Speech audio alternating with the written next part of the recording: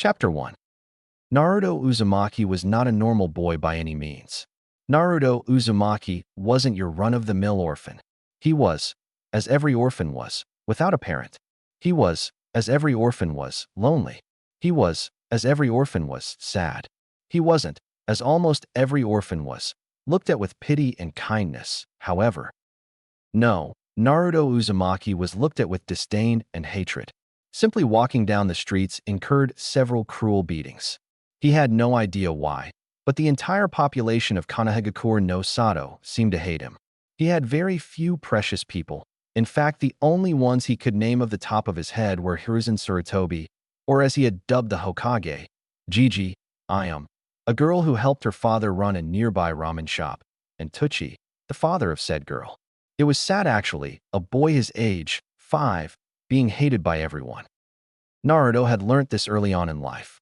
He was hated in the orphanage he lived in as well. Ever since he learned to walk on his own, the matron of the orphanage started treating him like trash. He was not allowed to play with the children of his age, and even when he managed to talk to them, they would sneer at him and told him, in no uncertain words, that a monster like him was not welcome in their group. He would get sad and then leave. Walking the streets of the village was like trial by fire for him. He had to take careful measures to remain as unnoticeable as possible. If he got noticed, a civilian would point at him, shouting to others, "The demon is here. Get him." He would then run for his life, entering lanes and alleys, taking a shortcut through a shop, entering from the front door and exiting from the back, anything to get escape the beatings. But it was suspicious that a 4-year-old boy was able to escape from the mobs. What no one, including Naruto, knew that Naruto had some special quirks. Naruto had an eidetic memory, the ability to remember and recall anything he sees or hear once, in great detail.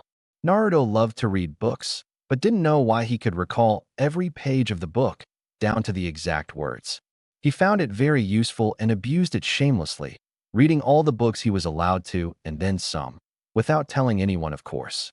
He didn't tell this to anybody, not even Gigi, fearing if this got out, he would get beaten for having freakish traits. But he also discovered the downside of having such an ability.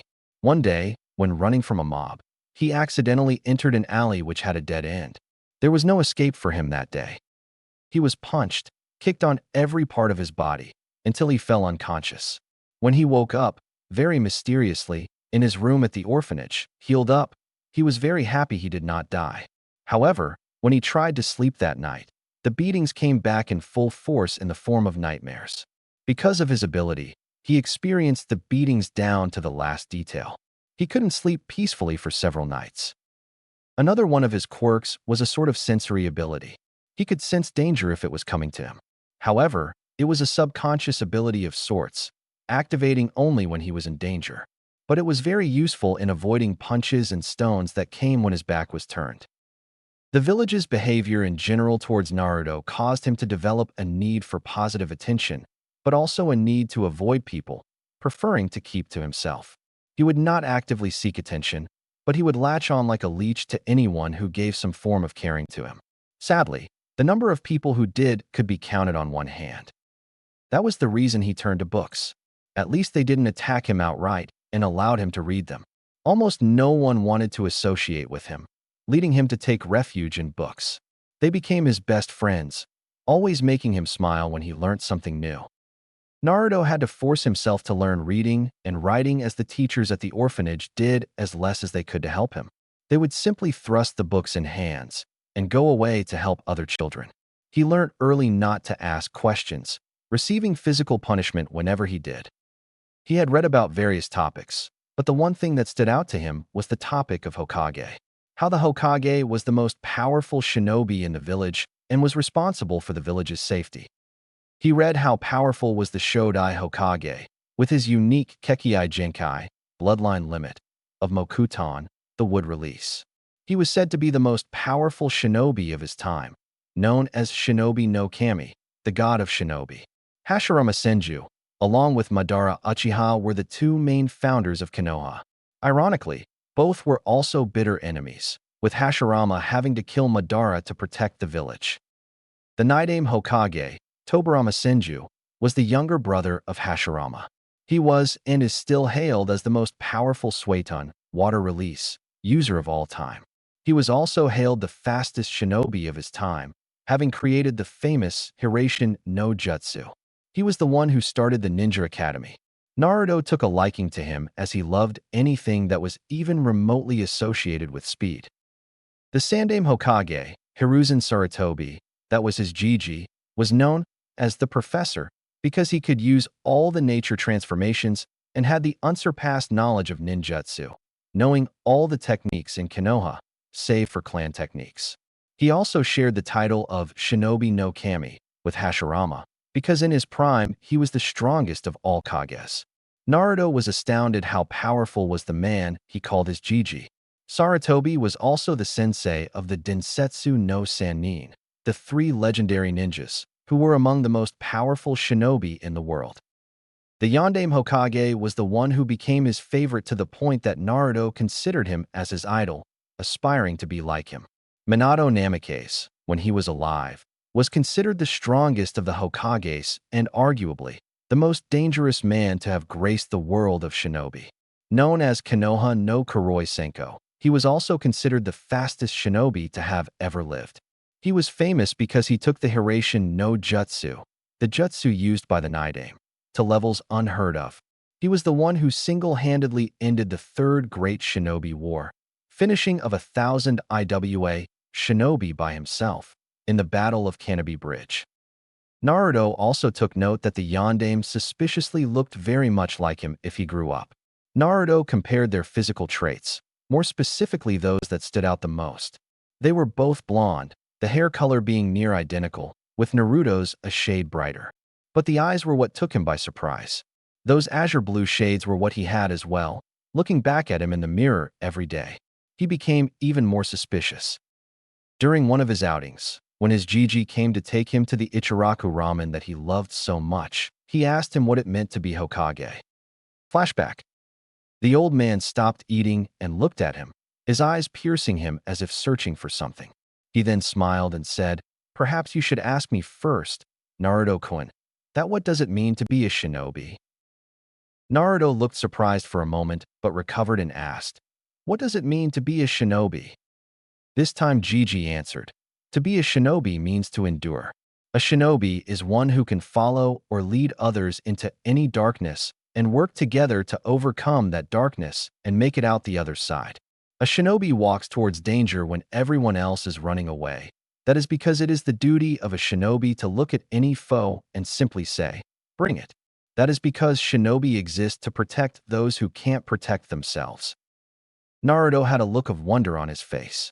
He had no idea Jiji was that wise. An answer like that changed Naruto's entire view of shinobi. At first, he thought that being a shinobi only meant performing cool jutsus and fighting in the name of your village. He had no idea the answer would be this deep in meaning. Sarutobi looked at Naruto and mentally smiled. He knew about Naruto's treatment by the villagers and his drive to be Hokage. He mused, "Perhaps I can give him a little insight on what being a Hokage means." Naruto recovered from his wonder and stared at his empty bowl, deep in thought.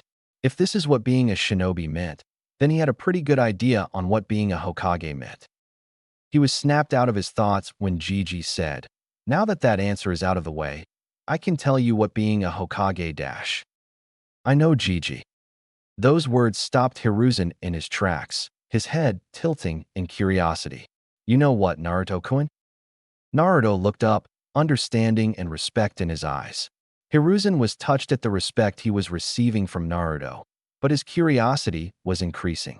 What being a Hokage means? Hiruzen stared at him, silently asking him to continue. Naruto spoke up. "The Hokage is responsible for everything in this village.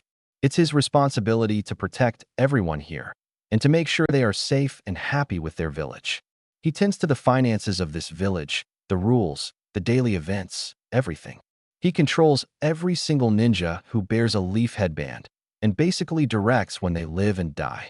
This job is not for the faint of heart, and only for someone who loves this village deeply." At the end of his answer, he was staring back at his bowl. Hiruzen was shocked at the understanding Naruto showed of the position of Hokage.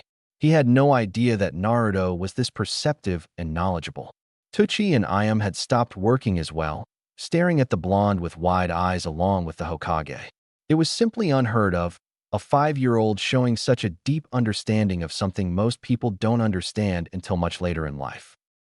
Hiruzen was shocked so much that he didn't notice his jaw was hanging a bit. Such a deep perception and insight at such a young age, he thought with wonder. Only one person had showed such understanding like this, and he too was 3 years older. Itachi Uchiha was a prodigy among the likes of Kakashi Hatake and Minato Namikaze. Such a shame, he was now a missing nin. Naruto looked up when he felt a hand on his shoulder. Gigi was looking at him with a strange expression. That is exactly what being Hokage means, Naruto-kun.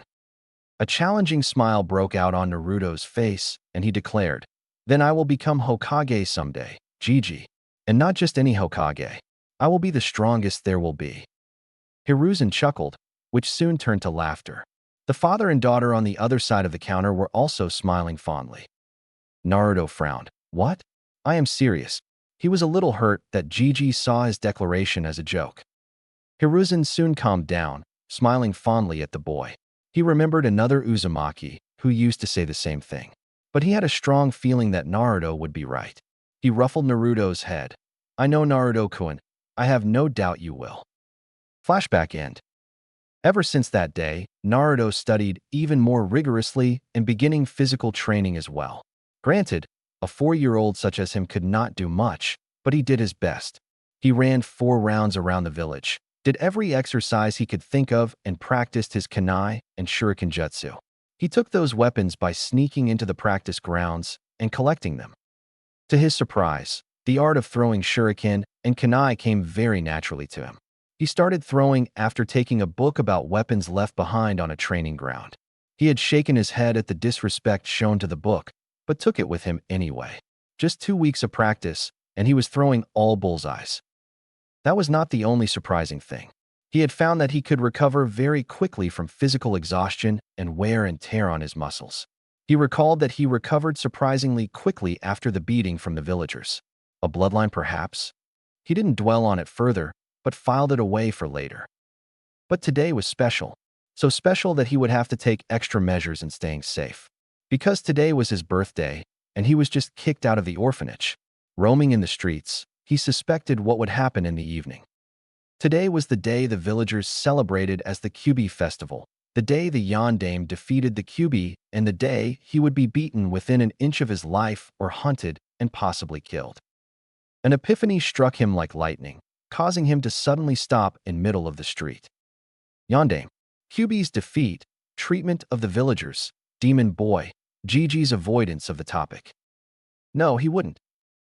Naruto ran from the street, meandering between people with the grace of a seasoned dancer or flowing water.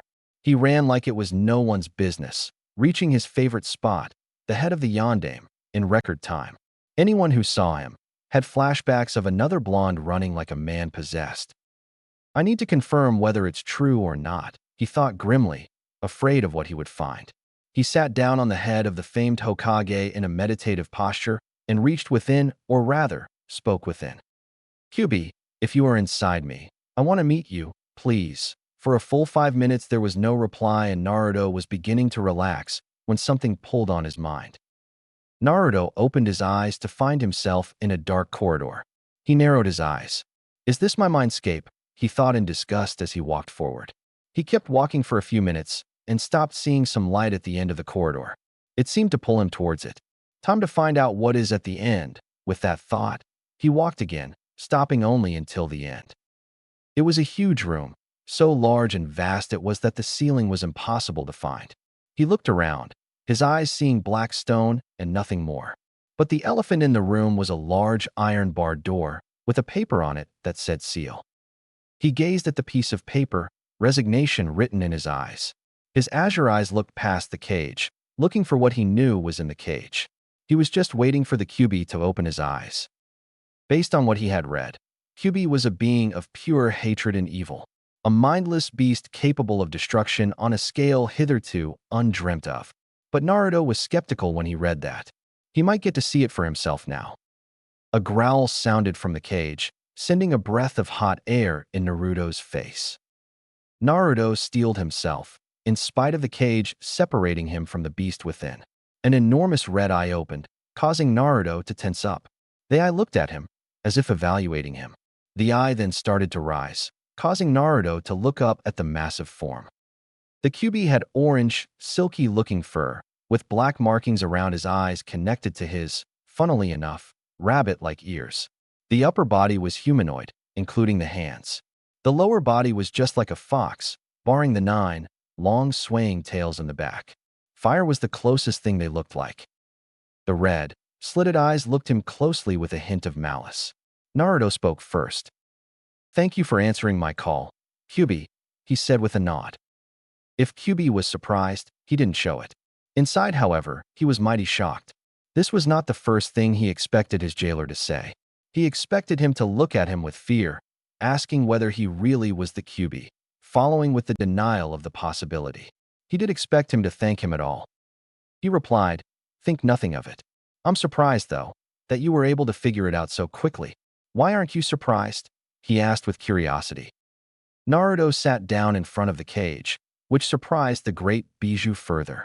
Naruto was showing that he was willing to relax in front of him. "Well, I was, for a few moments at least. But it wasn't that difficult to figure out. It is easy to create a plausible theory once you have all the relevant facts," he said, never breaking eye contact with the Kyuubi. Kyuubi raised a massive eyebrow, silently impressed with his host. His thought processes were very intelligent for someone who was only 5 years old. He was bold as well, bold enough to maintain eye contact with him. He also could not sense any fear from the boy. "Why aren't you afraid of me?" he asked him. Without a moment of hesitance, Naruto answered, "Because you are misunderstood." This time surprise was visible on Kyuubi's face, which was quickly followed by anger. "What did you just say?" "Chose your next words very carefully," he growled out. Naruto wasted no time in answering. "In all the books I have read, they described you as a being of pure hatred. But that is only a one-sided understanding, isn't it?" he asked with a sad smile. Before Kyuubi could answer, Naruto continued, "Humans fear what they can't understand. The foremost aspect of your personality that they have seen is hatred, which, while a big part of you, conceals the being underneath that can feel emotions just like us. Isn't that right, Kyuubi?" Kyuubi was astounded at the amount of understanding his host showed towards him. Perhaps he could. "What do you want?" Naruto looked at him with his azure blues, reminding Kyuubi of another set of blues that looked at him fearlessly before sealing him. "If you wouldn't mind," a hesitant smile appeared on Naruto's face. "Would you be my friend?" Kyuubi was truly stupefied at the request. For the first time, in centuries of his existence, someone had asked if they could be his friend. Naruto saw that the Kyuubi was surprised, and for the Kyuubi, if Naruto's request was not surprising enough, he was totally blown away by what Naruto did next. Naruto got up from his spot and walked into the cage. He walked up close and offered a hand for him to take. "My name is Naruto Uzumaki, and it is nice to meet you." Kyuubi had abandoned all signs of remaining composed and was openly gaping at Naruto. But he composed himself quickly and gave a sincere smile to Naruto. Seeing Naruto was too small to even shake his finger, he extended his index nail to him. "My name is Kurama. Nice to meet you too, Naruto." Chapter 2. Naruto smiled. "You have a very nice name, Kurama." The newly dubbed Kurama smiled. "Thank you. It means a lot coming from someone whose name means fish cake." Kurama smirked at the end, intentionally making the jab at Naruto's name to see if he could rile the boy up. His success was only minuscule, though. Naruto only had a tiny frown on his face, instead of the full-blown childish rage Kurama was expecting. "Actually, I prefer the other meaning of my name. Maelstrom is much better than being compared to a fish cake, Kurama." Kurama chuckled, a smooth, deep baritone that lit up a warm feeling inside Naruto. Naruto decided he liked Kurama's voice. "No one would think of a maelstrom when they look at you, Naruto. Perhaps when you are older, but certainly not now," Kurama teased him. Naruto shrugged, and then his eyes turned serious, making Kurama do the same. Naruto asked the Bijou, "Kurama, you know I have questions, right?" Kurama nodded. "I assumed as such. However, I had expected us to meet when you were significantly older. I have to say, I was not expecting your call to me. Naruto shook his head. Well, if it makes you feel better, I was not expecting you to pull me inside my mind, he said, absently noting that he was not wet at all, in spite of standing and sitting in the water. Kurama returned to his earlier position, lying down, face on his paws/hands. I will do my best to answer whatever question you have, Naruto, he assured him. Naruto gave him a nod of gratitude and sat down as well. Okay, first question. Why does my mindscape represent a gutter or a sewer, whatever you want to call it? Kurama looked silent for a moment, after which a mischievous grin broke out on his face, exposing his sharp canines. You know what they say about people whose minds are in the gutter, right? Naruto gave him a blank look, reminding Kurama that Naruto, however intelligent for his age, was still only 5 years old. Kurama's embarrassed blush would have been visible on his face if his fur were not orange. He cleared his throat loudly to avoid embarrassment. Sorry, Naruto, but I have no idea why your mindscape is a sewer. There is a theory that says that your mindscape is a reflection of your mental state. It could have been the psychological trauma that was given to you by the villagers, but why it is particularly a sewer, I don't know, he replied. Naruto absorbed the information like a sponge, and after a few seconds, he asked Kurama, So, I have psychological trauma. I knew about that, which means that even if I change the appearance of my mindscape to something else, there will always be something that represents the trauma, right? Kurama inclined his head in agreement, smiling a little. That's right. I have to say, though, it's nice to talk to someone who is intelligent. Naruto's eyes visibly brightened up at the praise, giving a full-blown smile to his newest friend. Kurama noted with some amusement the grin looked very similar to his own and a redhead. Naruto jumped to his feet. Your answer just confirmed something for me, Kurama. His eyes had a mix of excitement and determination to them, as if he was about to do something new. Naruto closed his eyes and clapped his hands together, face scrunched up in concentration. Kurama observed him quietly, wondering what his host was about to do. Naruto snapped his eyes open after a few minutes, having envisioned what he was about to do. With a cry of "Ha!" he slammed his right hand on the ground. What happened next completely blew away his mind. A wave of energy exploded from Naruto in all the directions, completely lighting up the mindscape and almost blinding Kurama. Was it chakra that exploded from him? How is that even possible when he hasn't even unlocked it yet? That pulse of chakra completely shredded everything it came in contact with. Naruto may have possibly destroyed his own mind, were the thought running through Kurama's head. When he opened his eyes, however, he was stupefied to a degree he didn't think was possible. His eyes were wide, his jaw was hanging, making him look quite comical. A beautiful valley greeted his eyes, grounds that were lush and a shade of green that looked heavenly, streams with water clearer than he had ever seen. The grass felt soft under his limbs, and there was a massive oak tree with a shade that made it great for naps.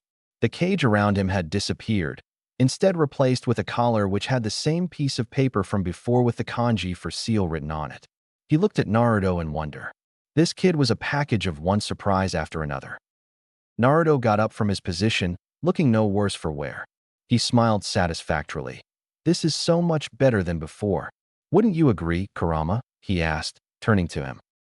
Kurama was smiling like he was the happiest being on earth.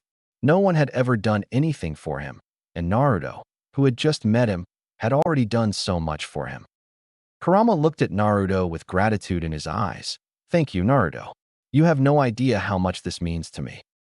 Naruto just shook his head at him. Don't worry about it. We are friends, right?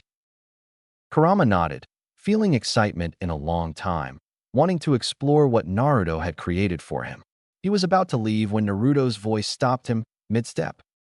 However, it seems strange that there is no presence of a celestial body in the sky. I had envisioned it just like outside, he mused, a frown on his 5-year-old face that would have earned him so many squeals of kawaii from girls. Kurama too wondered what the reason could be, and quickly figured it out. He looked up and thought, perhaps it is because of the seal, he muttered. Naruto looked up at him, confusion written clear on his face. What do you mean? Kurama looked down at Naruto. The seal that keeps me inside you, Naruto. If it was only you, you would have had absolute control over your mindscape. But since I am here as well, the control gets divided equally. However, control on my side is restricted because of this seal. The absence of the sun or the moon that you envisioned could signify that this place is cut off from my senses. In easier terms, the outside world, he explained. Naruto processed Kurama's answer. If the seal was restricting Kurama's activity, what do you propose I should do, Kurama? Kurama put his hand under his chin. He could see only one way around this, and if Naruto messed up, it could spell trouble for both of them. But he would try his best to not let that happen. You would have to tear off a very small piece of paper on my collar. Leave the rest to me, Kurama assured him. When Naruto looked a bit hesitant, Kurama told him, "Don't worry, Naruto. You can do it. If something goes wrong, I will take care of it." The reassurance erased any doubt from Naruto's face, and he promptly marched up to Kurama's collar, making sure to tear only the smallest piece of paper. Kurama nodded in satisfaction and approval. He could feel a tiny bit of control get back to him. Just a snap of his fingers and a sun appeared in the sky, lighting up the valley, making it even more beautiful. Naruto smiled at the sight, but it faded at the sight of a cave that he instinctively knew not to go near. He turned back to Kurama, who had an expression of curiosity on his face. "Naruto, what was that wave of energy that exploded from you earlier? And how did you know how to change your mindscape?" Naruto gave him an innocent look. "It is my mind, Kurama. I can make anything happen in here." As for the energy wave, his expression turned sheepish and he rubbed the back of his head, reminding him of the boy's mother who had the same habit. It just seemed cooler than simply changing the surroundings in the blink of an eye. This time it was Kurama who gave him a blank look. A sweat drop appeared on the side of his head at the sheepish laugh of his host. He shook his head. It seemed Naruto liked to be a dramatic smartass. He concentrated and nodded in satisfaction. He could now sense chakra signatures of almost the whole village. Once Naruto opened his eyes, Kurama would be able to see as well. "Nevertheless, you have my thanks. Allow me to repay with something that will come in very handy once you become a shinobi." Kurama smiled, raising a fingernail and very gently touching Naruto's forehead. The nail shined for a moment and then faded back. Naruto raised an eyebrow. "What was that?" Kurama smiled mysteriously. "Why don't you discover it yourself? I can feel several chakra signatures closing in on you. Time for you to open your eyes, Naruto." Naruto nodded and turned to leave, but froze. He slowly turned around and smiled embarrassedly. "How do I leave?" Kurama had to squash the urge to facepalm. It seemed that Naruto had his moments of stupidity every now and then. "Just jump into the water, Fishcake," he said exasperatedly. Naruto frowned at Fishcake, but nodded and with a leap that was impossible for any child his age, jumped into the water. Kurama shook his head, amused. It was only because Naruto was in his own mind that he was able to do so. "Perhaps I should have told him that he could get out with just a thought," he mused. Then he removed that thought immediately. "Nah, it's too much fun messing with him." XXXXXXX. Naruto opened his eyes slowly, without a hurry. He was thinking about what gift did Kurama give him when he felt it. Like someone was coming his way. He slowly turned his head around, face paling at the sight. Dozens of people, knives, clubs, crowbars in hand, excited expressions on their faces, shouting, "Today is the day you die, demon. We will finish what the Yondaime started, and we will avenge him." Naruto's expression had turned utterly horrified. There was only one way to get off the monument without falling splat on the pavement. Outrun and outmaneuver the mob. He wasted no time. He kicked up to his feet and immediately started running in a perpendicular direction to the mob. Since he had been running regularly for 1 year, he had built up some pretty good speed and endurance. His plan was to take a wide arc around the mob, and as soon as it was behind him, hightail it into the streets where he could lose them. He took off into the forest, the mob following him closely behind. As he began to cut an arc around the mob, hairs on the back of his neck stood up, a clear sign of danger. However, unlike before when he could only detect danger, this time he could feel the direction the weapon was coming from. Naruto was an imaginative child. From where he had developed his imagination, no one knew. But there was one thing about his imagination that even he knew was not normal. His body had the most unnatural and peculiar ability of following the commands of his mind down to a T. As soon as he had sensed the knives speeding at him, he thought of only one escape scenario, and his body followed it as it did before several times, just not in a life and death scenario. He jumped, body in the air, rotating like a screwdriver, the knives going under him, missing him by just a few inches. He rolled on the ground to soften his landing and continued running away, successfully getting the mob behind him and the road in front of him. He managed to get to the streets, where he purposefully chose the market street where he could lose them. He knew the civilians could not do the tricks that he could.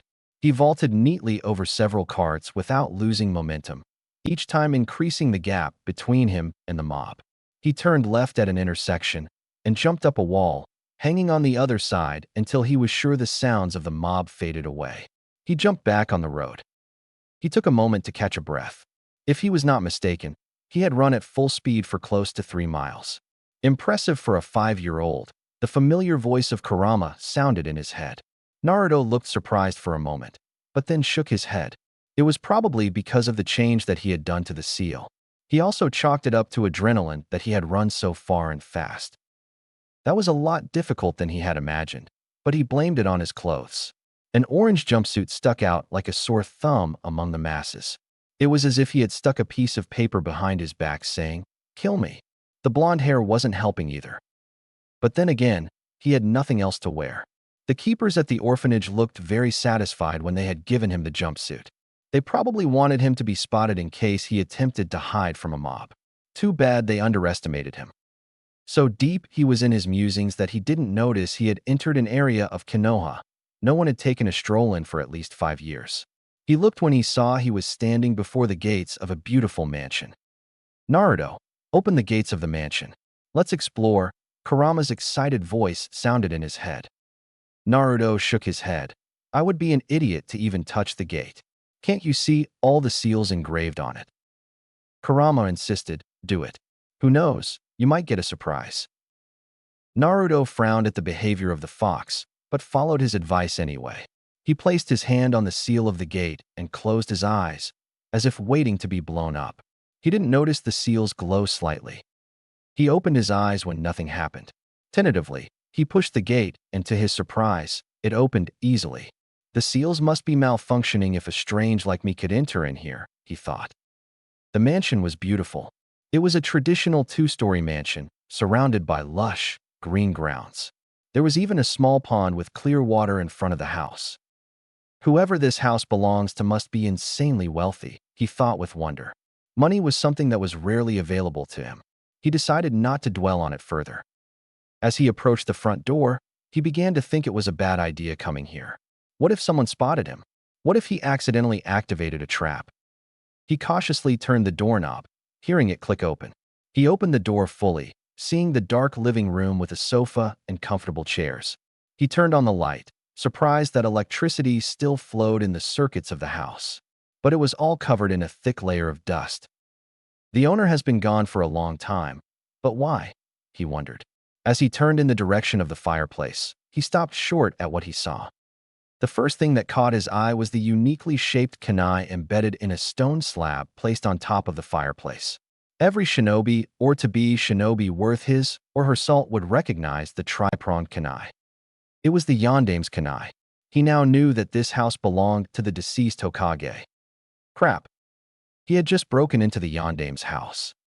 Double crap. He was just about to turn tail when Kurama's voice sounded in his head. "What's that?" He turned around again, seeing the portrait above the fireplace for the first time. It was Minato Namikaze, decked out in full Hokage uniform, along with a beautiful redhead wearing a high-collared, sleeveless blouse under a long, loose-fitting dress with a wristband on her left wrist and standard shinobi sandals. A medium-sized bulge on her stomach made him realize that she was pregnant. But that was not what caught his eye. The redhead was waving a peace sign, with a very familiar grin. The same one he wore whenever his mischievous tendencies surfaced or when he was really happy. Her face was also very similar looking to his own. Her exquisite violet eyes were shaped just like his eyes. With a jolt, the pieces of a puzzle that he could never solve arranged themselves, forming a long sought-after answer. Blonde hair, azure blue eyes, the familiar grin. Same shaped face, identically shaped eyes. He had just found out the identities of his parents. Congratulations, kid. You finally found them. Kurama's smooth voice was softer this time. Chapter 3. Naruto stood in front of the fireplace, eyes glued to the portrait, a storm of emotions raging inside of him. He didn't know what to feel, whether to be happy that he finally has found out who his parents are, or were, he thought bitterly, or whether to feel hurt that his Gigi hid his parents' identity from him, or whether to feel furious at the treatment from the village. His hands were clenched so tightly that his knuckles turned white. Kurama consoled him. It's okay to feel this way, Naruto. Anyone who would have been in your shoes would have felt the same. Naruto finally sat down in Indian position, the energy leaving his legs. He tried to think something, but the thoughts evaded him, only the image of his parents situated in his minds. He was finally with his parents, yet at the same time, he was not. Tears finally fell from his eyes from holding them back for so long. He cried for a long time, finally letting his emotions have an outlet. For the first time in his life, he felt like he was alone in the whole world. Sniffling, he asked inside his head, Kurama, did you know about this? Kurama remained silent for a few moments, which were enough for Naruto to deduce that he knew. Kurama knew, and he still didn't tell him. I did know, Naruto. After all, you shared the same space with me for 9 months inside your mother, the fox replied softly. Naruto cried even harder after hearing this. It was like a whole new storm colliding with storm that was already raging inside him. On one hand, he was happy that he and Kurama were together even before he came into this world. On the other hand, he felt betrayed that Kurama would hide something like this from him.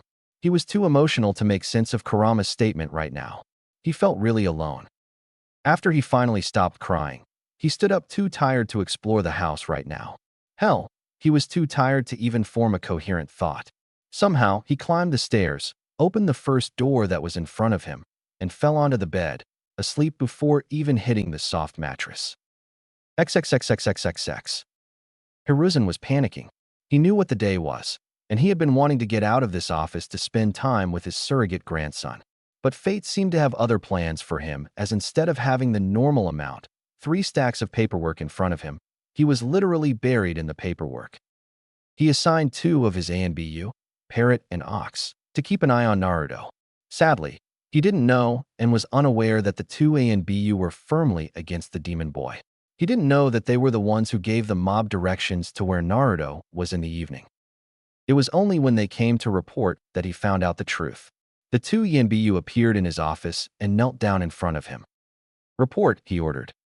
Parrot was the first one to speak. We lost the boy, Hokage-sama. Because today is the Kyubi festival, crowds were thick and that is where we lost him. Unfortunately for the 2, Hiruzen didn't believe them for a second. If not for the seriousness that the situation demanded, he would have laughed out loud that a 5-year-old was able to lose them in a crowd. Yanbu were specifically trained for such scenarios. Secondly, he caught both of the slips of tongue, demon, and it were not so hard to deduce. Hiruzen rarely felt anger. In fact, he rarely found the reason to get angry. Even Danzo could only get a small amount of irritation out of him. But right now, he was past irritated. No, he was downright furious. All the ANBU in the room felt it. The ridiculous amount of killing intent that was coming from the Hokage. Shit, both the ANBU thought. Cat bear, he shouted. In an instant, the 2 ANBU were kneeling in front of the Hokage, just behind Parrot and Ox. Orders, Hokage-sama. Hiruzen barked out. Take these 2 to Ibiki. Tell him to hold nothing back and find out what they were doing this evening. Also, tell Inoichi that I want to know every face that was there in the mob. Hi, Hokage-sama. The 2 ANBU instantly caught the traitorous ANBUs and promptly flickered out. Now that he was somewhat calm, the previous panic returned. Where was Naruto? Was he injured? Worse, was he dead? Was he even in the village? He took out his ball that he used to keep tabs on the village occasionally. Mostly, he used it to ensure whether Naruto was alright or not. He channeled his chakra through the ball, searching for Naruto. However, he was floored when nothing came up. He repeated his search 2 more times, just to be sure. The result remained the same. He did not like where this was going. It was a strong possibility that Naruto was outside village walls. "Dog, tiger," he called out. In an instant, the mentioned two were before him. "Track him down, no matter what. Even search outside the village if you have to." "Hi, Hokage-sama." They flickered out. Hiruzen sat down with a heavy sigh. He was mentally exhausted from the paperwork he had been doing all damn day, and then this. "Where are you, Naruto-kun?" He decided to sleep in his office and wait for them to come back and report, trusting his ANBU. XXXXXXX. The sun's rays peeked from in between the curtains, falling straight onto Naruto's face. Blearily, he opened his eyes. Although he slept peacefully last night, he was mentally and emotionally exhausted. This type of exhaustion was new to him, having never experienced it before. At first, he had no idea where he was, but then last night's memories came back to him. He viciously fought back the tears that threatened to fall out again. "No, I will not cry again. I did enough of that last night," he reminded himself. It was time, he decided, to think through this logically. First things first, morning rituals. He got up from the bed and headed to the bathroom. Surprisingly, it was very clean and dust-free compared to the rest of the house. Weird, he thought before closing the door. Second, he needed to get out of here and meet his Gigi. He had no desire to meet that man now, but the man had looked after him like his own. He was there for him when no one was. He was probably worried sick. Although he was dying to explore the house, it was best not to worry the old man even more. Besides, the faster he could get this over with, the quicker he could return here to explore. Besides, who knows, maybe his parents left something for him. As soon as he closed the gate behind him, he was surprised to see the seals on the gate glow a bit before the gate locked itself. They were not malfunctioning. The seals recognized my chakra, which is why I was able to get in, he thought in awe. He had read that the Yondaime was regarded as a seal master of the highest caliber, but seeing it with his own eyes was entirely different. Sensing his chakra signature when he hadn't even unlocked his chakra, his father was awesome. That decided for him. If his father could do Fuinjutsu like this, he will too, and he would be better than him. He then turned to leave when a thought struck him. He was about to dwell on it, but he roughly shook himself out of it. "I don't have time. I have to meet Gigi." With that, he ran out of the area, picking up speed when he realized he was quite far from the Hokage Tower. En route, he mentally nudged his friend. "Hey, Kurama, you awake right now?" For a few seconds he heard nothing. Then he heard a yawn in his head, almost making him do the same before he viciously squashed the urge. "What's up, Naruto?" Naruto faltered in his running, almost falling flat on his face. He couldn't help the grin that came on his face. Hearing Kurama, an ancient demon, using the slang that kids his age do was hilarious. A stray thought from last night's conversation with Kurama. "About last night, what did you mean when you said that we shared the same space for 9 months inside my mother?" he asked curiously, turning serious once more. Kurama replied, "I meant what I said, Naruto.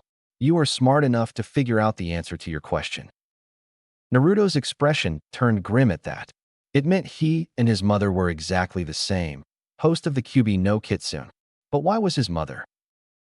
"Jinchuriki," Kurama interrupted his thoughts. Naruto blinked at that. "What?" Kurama elaborated. "Jinchuriki is the term that you are looking for. It means power of the human sacrifice. They are humans who have a tailed beast sealed inside them."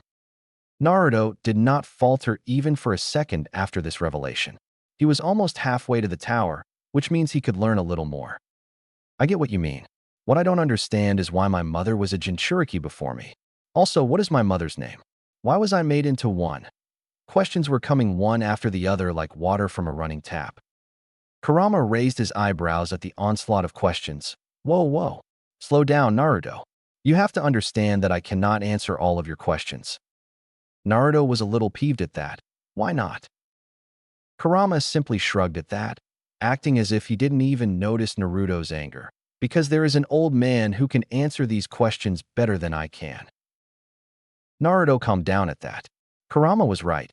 He had no hand in who he was sealed. Gigi was the Hokage. He was the one who probably knew more about these matters.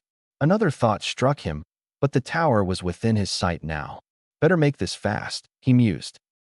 "Hey Kurama, What was that you gave me last night as a gift? He asked. He could see Kurama grin in his mindscape. I'm surprised you could pick up on that. The fact that you unintentionally used it is even more impressive. Naruto scowled a little. Stop beating around the bush, Kurama. Just tell me. Kurama, however, did not budge. Don't tell me you can't figure it out, Naruto. You may not know, but I can feel how close you are to figuring it out. Naruto was slowly getting irritated with the game of riddles that Kurama was deliberately dragging on. He was about to give him a mental scar to remember when he suddenly figured it out. He had actually felt the mob approaching. Did you? Did you actually give me a sensory ability? Kurama shrugged. Naruto mentally hooped. Thank you so much, Kurama. Secondly, his tone turned menacing, causing Kurama to lift an eyebrow. This is for annoying me with riddles. With that, he turned his entire mindscape orange. He would cherish Kurama's yell of horror forever. He reached the Hokage Tower, panting only lightly. Standing in front of the tower, he felt a little anxiety creeping up inside him. He faced the sky. What is the time, Kurama? Observing the position of the sun, it should be around 6 in the morning, he deduced. Naruto idly questioned himself. Would Gigi be even awake at this hour? He shook his head. He would not back down now. He steeled himself and entered the tower. Seeing almost no one in the corridors, he almost turned back, but resolutely thought to himself that he would wait for him. He arrived in front of the Hokage's office. Seeing the absence of the secretary he knew was supposed to be here, he sat on the bench outside the office. This was his first time in the Hokage Tower, so he decided to look around. But there was not much to look around. All the important stuff must be someplace where only authorized people could access it, he assumed. Sighing, he closed his eyes, figuring he could talk to Kurama about his newly acquired sensory abilities. Kurama, how could I sense the mob before when I haven't even unlocked my chakra? Kurama thought about it a bit and then answered. He had nothing else to do anyway. Good observation, Naruto. It is simple. It was a newly awakened ability. Naturally, it would require time before it stabilizes. But before that happens, it is unstable for a little while. It was in that time period that you could sense the mob. If you were to try it now, you won't be able to use it, he explained, keeping it simple so Naruto could understand it. After hearing Kurama's explanation, Naruto concluded that the ability Kurama had given was a chakra-dependent ability. He could only use it as long as he infused chakra, that too, in a specific way so that he could sense. Damn, that means I have to first unlock my chakra, he pouted. Kurama again spoke up. Before I forget, I did something else as well. Sensor ability was not the only thing I gave you. Naruto rose an eyebrow in confusion. Now that he thought about it, not many kids his age could do that. What do you mean? Kurama expanded on his statement. I tweaked your ability to sense danger as well. Naruto nodded. I noticed that. Kurama's grin became sly. Then did you also notice that when your danger sense activated, your surroundings seemed to slow down? Naruto froze. Did that really happen? He thought back to the events of last night, specifically when he avoided the knives that were about to skewer him. He did remember seeing the knives coming in a sort of slow motion. Damn. He mentally whistled. Holy shit. You are right. I remember that. How is that possible anyway? This ability would be so useful in the future. Kurama shrugged. It was my way of saying thanks for what you did for me last night, Naruto. Naruto deliberated on whether to try and unlock his chakra right now, or to wait to enter the academy and then unlock it. So deep he was in his thoughts, he did not notice the Hokage coming his way. XXXXXXX. Hiruzen had a restless night. The aged Hokage's worry increased when Dog and Tiger came back after a search that lasted 4 hours. They reported that they searched every corner of the village, every possible place where Naruto might be, but found nothing. Hiruzen had dismissed them and headed back to his home, turning in for a sleepless and worrisome night. When he got up in the morning, his first thought was about whether Naruto was alive or not. He immediately got up, shaking off the morning drowsiness like a seasoned veteran. He quickly got dressed and used the body flicker to get to the Hokage Tower. He quickly climbed the stairs that led to his office, intent on resuming the search for Naruto as soon as possible. He froze in his tracks. However, when he saw a familiar orange jumpsuit wearing kid, deep in his thoughts, which was not unusual for him. Naruto. His exclamation was filled with relief and happiness. Naruto looked up, and Hiruzen knew something was wrong when instead of seeing the usual face-splitting grin, he was greeted with a small smile filled with sadness. Nevertheless, he grabbed the boy into a bear hug, which Naruto did not hesitate to reciprocate. "Are you okay, Naruto-kun? Where were you last night?" The questions rushed out like water breaking from a dam. He felt tons lighter than he did last night. Naruto gave him a small smile and said, somewhat Gigi, "And as for the second question, I need to talk to you in private." Relieved, but his confusion growing, he ushered the boy in his office. Naruto's keen eyes scanned the office, looking for places where shinobi might be hidden. The Hokage cannot be without bodyguards, after all. The upper four corners of the room, that's where they are hidden, Kurama supplied helpfully. Naruto gave him a nod of thanks, and then turned his attention to the aging Hokage. "So, Naruto-kun, what did you want to talk about?" Naruto debated whether to tell the old man to make his ANBU leave, but decided to kill two birds with one stone. "I know who my parents are." That simple statement changed the entire atmosphere of the office. Hiruzen tensed up, and so did the ANBU in the office. To those who were intelligent, it was quite easy to deduce just whose son Naruto Uzumaki was. Fortunately, or unfortunately, those were very few. However, Naruto's file itself was classified, with no one but only the Hokage had access to. To find out that Naruto knew about something that only the Hokage had the right to know was very unexpected. Hiruzen wasted no time, waving hand seals. The ANBU recognized the order to leave them alone. They vanished, and Hiruzen activated the privacy seals in the office. He gave his complete attention to Naruto. And who were they? Naruto was unnerved by the caution in the old man's eyes, but steeled himself and answered, "The Yondaime Hokage and his wife." Hiruzen closed his eyes in acceptance and resignation. He always knew Naruto would find out. He just never expected it would be so soon. He opened them to find himself on the receiving end of Naruto's accusing stare. "Why did you pretend you didn't know, Gigi?" Hiruzen barely caught himself from flinching. He gave a sigh. "Who told you?" Naruto promptly answered back, "I figured it out myself." How? The curiosity was killing him. He had to know if someone was out there wielding such dangerous information. Naruto recounted the events of last night, and at the end of his explanation, Hiruzen was both relieved and curious. Relieved because he was glad that no one besides Naruto and him knew his parents' identity. Curious because he never knew that Minato had found a way to hide from his peeping ball. Both him and Naruto sat in silence for a while. Naruto was the one to break it first, hurt in his voice. "Gigi, why did you not tell me?" Hiruzen responded, weariness coloring his tone. "Naruto, you have to understand that your father had many enemies. I could not afford to take the chance that you wouldn't blurt it out accidentally." Anger finally filled Naruto. "Do you have any idea how desperate I was for answers?" He whispered, but the anger in his voice was as clear as the sky. Guilt hit the Hokage with the force of Guy's fist. He could honestly not relate to Naruto's situation. "Do you know," Naruto's voice was a bit louder this time, "how it broke me to not know the identity of my own parents?" He was shouting at the end. "I have the right to that information more than any other person in the world." Tears were freely flowing down Naruto's face by now. Hiruzen himself was shedding tears of his own. Naruto was right in that account. He had a right to know who the people were who brought him into this world, more so than anyone. But as the Hokage, his decision had to be logical. Sentiment could not be afforded by someone of his position. Naruto had calmed down after a few minutes. "I have a question, Gigi, and I want an honest answer." He was glaring at the Hokage by now. Hiruzen wiped his own tears and answered, "I will do my best."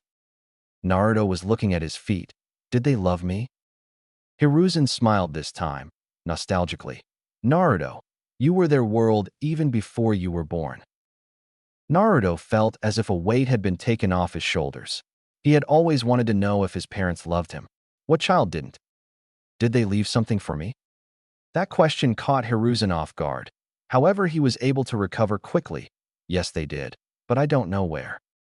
Naruto leant back in his seat, eyes on the ceiling, thinking, if it was in this office, Gigi would know, which means it is probably in his house. Kurama, would you know by any chance? He decided to ask the fox. Damn, I was hoping to watch you scuttle around for answers. It is always entertaining, Kurama grumbled. Naruto mentally raised an eyebrow. So you do know?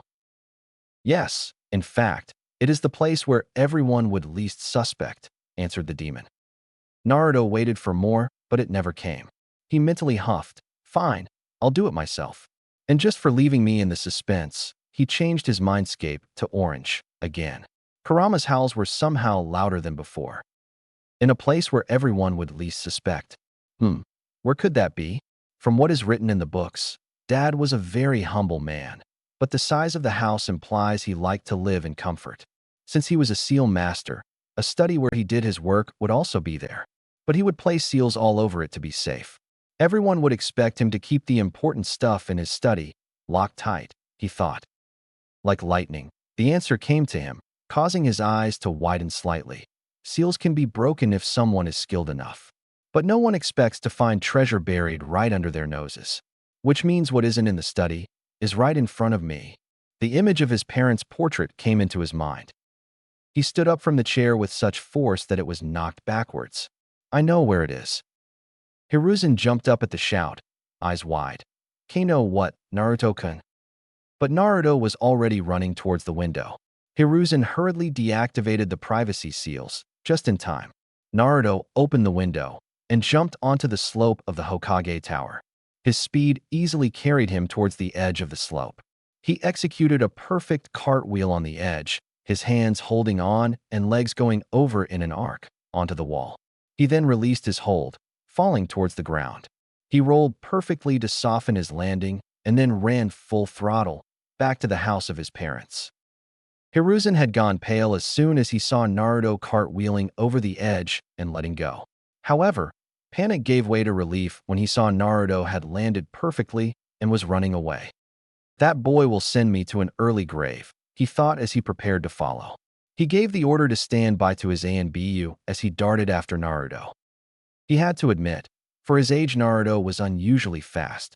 He easily caught up to Naruto, who was easily ignoring the stares around him. Hiruzen asked the excited boy, Naruto-kun, do you mind if I take us there quicker? I know where you are going. Naruto glanced at him and said, then pick me up and do it. Hiruzen nodded as he did just that and vanished in a body flicker. The villagers thought the Hokage was chasing the demon boy to kill him, and when they saw him pick it up and vanish, they smiled. Everyone continued about their business, not suspecting a thing. Villagers of Konoha are idiots, anyway. Both the Hokage and Naruto stood in front of his parents' portrait.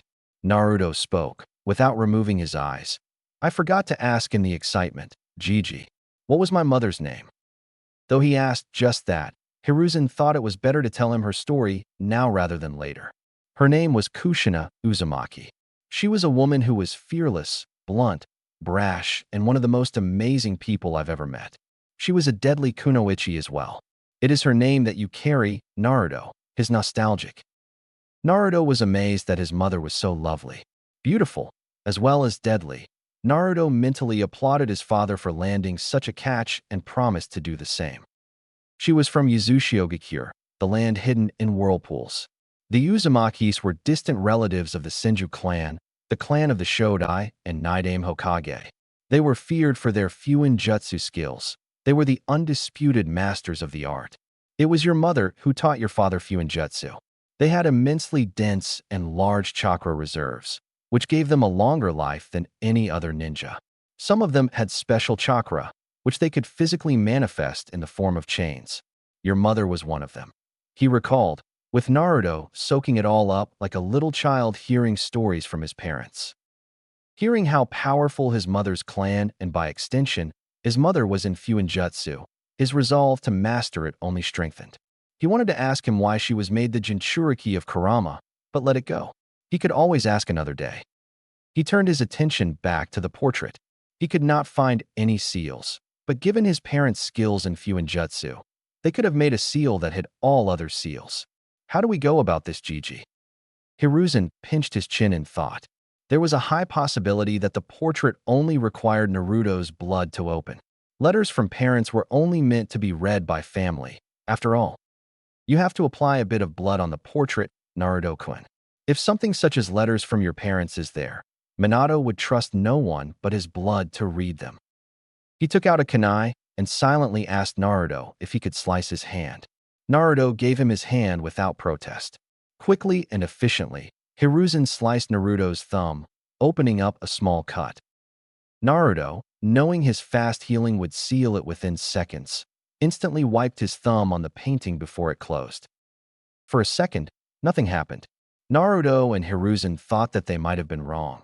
But then the whole frame of the painting lit up, showing intricate seals that only an Uzumaki or Minato would have hopes of understanding. There was a small click, and the portrait pushed out a little. Naruto, more eager than he had ever been in his life, opened the portrait. Inside there was something very unexpected. Chapter 4. Naruto and Hiruzen stared in bewilderment at what met their eyes. There were only 2 envelopes that were there. Naruto was a bit disappointed that there were only 2 envelopes remaining of his parents' legacy, but changed the direction of his thoughts immediately. He was taking something at face value, which he would never do. Perhaps it's the feelings I experienced last night. Emotions are clouding my judgment, he thought. Don't worry about it, Naruto. Feelings and thoughts such as those never truly fade away. You just learn to live with them. Besides, it happens to the best of them, Kurama reassured. Naruto noticed how Kurama excluded himself from the best of them and rose an eyebrow mentally. It does not happen to you? Kurama arrogantly puffed up his chest and declared, of course not. I'm the Kyuubi no Kitsune boy, a being such as I am above such petty things. Naruto ignored the pompous rambling of the fox and turned his attention back to the envelopes. He quickly took them from their place and checked carefully if there was anything left. Seeing he had taken all there was, he closed the portrait. The seals glowed again, signifying the portrait had been locked back. A sudden thought struck Hiruzen, and he had to resist the urge to smack his forehead for what he was about to do. Why didn't I ask this earlier? Damn the forgetfulness that comes with this age. Hiruzen felt really bad, but he had to do this right now. Tentatively, he placed his hand on Naruto's shoulder, knocking the boy out of his trance. He was gazing at the envelopes as if they were the most precious things in the world to him, which they were. Naruto-kun, why weren't you at your room in the orphanage yesterday in the evening? He asked slowly, as if afraid to find out the answer to that question. Naruto could not help the flinch that the question brought. When he had told Gigi about how he found out his parents' identity last night, he had conveniently forgot to mention that he had been kicked out by the orphanage. He had hoped that Gigi would not ask him about that. In a mumble that Hiruzen barely understood, the blonde said, "The matron kicked me out yesterday evening." Hiruzen suspected that the matron would have deliberately kept Naruto out of the orphanage last night because of the festival, but did not expect him to be thrown out of the orphanage. White-hot anger flooded his veins that he barely restrained from letting it out as killer intent. How dare they? How dare that woman do such a vile thing, throwing a 5-year-old out, knowing he would be killed? Why is the civilian population of this village so stupid? It's like they don't trust Minato's skills at all, he raged inside his mind. However, he knew he was equally at fault. He should have never announced Naruto's status as the Jinchuriki of the Kyuubi at all. Naruto would have lived comfortably, without experiencing the hatred of the villagers. Naruto watched his Gigi's face carefully for any signs of anger. Fortunately, years of being a shinobi and Hokage allowed Hiruzen to keep a neutral face, but Naruto could tell from the subconscious tightening of Gigi's hand on his shoulder that he was angry.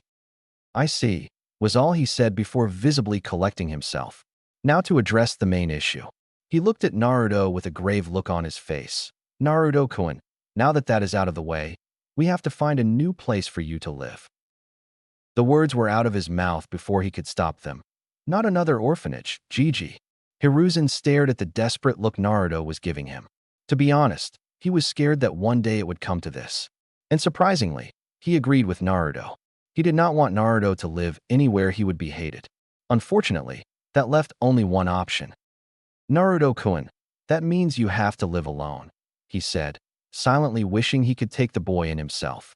Unfortunately, he could not. The Drat civilian council was in his way. Naruto crossed his hands over his chest defensively, not hesitating for a moment to answer. Better than living in some place where I am treated with bias. He was looking at Hiruzen, chin tilted upwards in a way only children could to show their stubbornness. "Oh, Kushina, his stubbornness reminds me so much of you," he recalled with a sad smile. He knew Naruto would not budge from his point. Sighing, he said, "But are you sure you will be able to take care of yourself? You will have to cook for yourself, bring food for yourself, clean your clothes, keep your home clean, which is very hard considering the size of this house," he explained wisely. However, all that wisdom was thrown out of the window when he noticed the look Naruto was giving him. His face was set in a deadpan stare, an eyebrow raised. He found himself feeling quite stupid when Naruto kept looking at him like that, the deadpan never leaving. He was reminded of another blonde who used to make many people feel stupid with the same look on his face. Naruto spoke seriously, as if he had not noticed how uncomfortable the man was at all. "Gigi, when you consider the size of this house, it is clear that no single person could take care of a place such as this by himself. I never said I want to live here. A small apartment would do." Besides, his expression turned a bit sad. "This house is so big that the loneliness will start to bother me, considering whose house was this in the first place." Hiruzen was surprised at the maturity that Naruto was showing. People thrice his age aren't this mature, he thought with amazement. No matter how many times he saw Naruto, he was always stunned at how mature Naruto was for his age. Considering his options, he said, "Give me 1 hour, Naruto-kun. I'm positive I can find an apartment big enough just for you. Until then, I assume you would want to read the contents of those letters," he said, giving him a significant glance, complete with chin down and eyebrow raised. Naruto suddenly seemed to remember about the envelopes. His hand shot to his lower's pocket where he had put them somewhere between his talk with Gigi. He looked up and replied, "Yes, that will do, Gigi." He left after that, muttering things about a matron and execution. After Gigi left, Naruto reached for the first letter that came into his hand. He read the kanji on the envelope with wide eyes. "Mother," it said. Hands shaking because of nerves, he opened the letter. Naruto was a pretty fast reader. Not because he was eager to finish the books early, more like he was forced to become a fast reader. The matron at the orphanage would give him books, but would take them away very quickly, which is why he forced himself to become a fast reader. But this letter was read very slowly, wanting to taste each word of his mother. "Dear Naruto, oh, my sweet little child, how I wish that I were alive to see you grow into a fine young man like your father. I'm writing this letter in case something happens to us and you are left alone. If you are reading this, it means that we are dead. We are so sorry for leaving you, baby. First things first, I love you with all my heart, Naruto. A mother never stops loving her child, even in death. Know that I am still watching over you. And another thing, don't you dare visit me unless you are 110 years old. I want you to live a full and happy life and only die of old age. Second, if you decide to become a shinobi, remember the 3 vices of shinobi life. First is alcohol. Be responsible about it and don't become a drunk. Second is money. Use it responsibly and try not to waste it. If you do want to waste it, better do it on your wife. The third is women. And as your mother, I absolutely forbid you to become a pervert and a womanizer. Respect women and also find a woman you love and want to spend your life with. Don't settle for anything less." At the bottom of this letter, you will see 2 kanji. The first one contains my sword, if you ever decide to take up kenjutsu. The second contains the ring with which your father proposed me with. Give it to the girl you believe will love you for the rest of your life. Once again, your father and I love you, no matter what. Remember that, Naruto. With love. Kushina Uzumaki. P.S. Learn Fuinjutsu. The Uzumakis were known for it, and your father mastered it as well. I have left 10 volumes of Fuinjutsu that I got from the Uzumaki archives, everything you need to become a master. Best of luck, baby." Naruto was numb after reading the letter from his mother. He could not find the words to express how fulfilling and satisfying and amazing it was to hear words from his mother, even if it was on a letter. He saw the kanji that his mother mentioned and smiled, his face splitting grin at that. His mother was awesome. He was so hyped up from reading his mother's letter that he almost forgot about his father's. He put the letter down gently, as if it were made of glass, and picked his father's letter up. Dear Naruto, if you are reading this letter, then it means that I'm no longer among the living. I desperately hope that your mother is with you, but if that is not the case, allow me to explain a few things to you. My name is Minato Namikaze, and as you probably have guessed, the Yondaime Hokage. If you already know this, then you are probably in the academy. If not, it is good to read. Keep it up. If you did not know about my identity as your father before this letter, please don't be upset at Sandaime-sama. I left him specific instructions that you were to be told about my identity only if you were a chunin or married. I made many enemies during the Third Great Shinobi War, especially from IWA. If people were to know about it, you would be a prime target for all my enemies. I just want you to know that even if you are yet to be born, I love you with all my heart. It was the happiest day of my life when your mother announced that she was pregnant with you. Since I was an orphan, I really don't have any special jutsu to give you. But what I have left, I hope you master them. The improved notes I made from scratch in my quest to learn and master Naruto-sama's hiraishin no jutsu are in the first kanji at the bottom of this letter. Also, I leave the Rasengan to you, in hopes that you can complete it, something that I never could. It is in the second kanji. Your mother was Kushina Uzumaki, and she was the loveliest and one of the most compassionate women I've ever met in my life. She is perhaps the only one who loves you more than I do. I have left you another surprise in the basement of this house. Something of my own design, and perhaps my greatest Fuinjutsu achievement yet, other than mastering the 8 trigram ceiling style. Details are in the basement. Enjoy. With all the love in the world. Dad. Naruto did not know when he had started crying, but he did not care. He could feel his parents' love from the letter. He could almost see them smiling down on him from above. He wiped his tears off, a determined glint in his eyes. He would do his parents proud. He looked up and noticed that only a little over 5 minutes had passed. Good, a lot of time to explore. He nudged his partner mentally. Hey, Kurama, you awake? We can finally explore the house. All he heard was a deep snore reverberating in his mindscape that caused Naruto to sweat drop. How the hell was Kurama asleep? He was awake just 10 minutes ago. It's impossible to fall asleep that quickly when all you do is laze around and not even get tired. He decided to leave the snoring fox alone and explore by himself. He found out that the room he slept the previous night in was his parents' room. Surprisingly, he found out that it was a little easier to not cry now. He found out that there were 4 bedrooms in total, his parents' and his on the first floor, the guest bedrooms on second floor. One good thing about his and his parents' bedrooms was that they had balconies attached to them. He got out of the house and was stupefied at the space at the back of the house. It was almost 1/4 the size of a training ground, and Konoha's training grounds are very large. He then finally decided to explore the basement, curious about the gift his father had left for him. Climbing down the stairs, he saw the basement and whistled lowly, impressed with his father even more. He connected the dots and had to chuckle at how clever his father was. The basement was almost the size of their backyard, if only a bit smaller. But what was interesting that there was a glass screen separating a large part of the basement from him.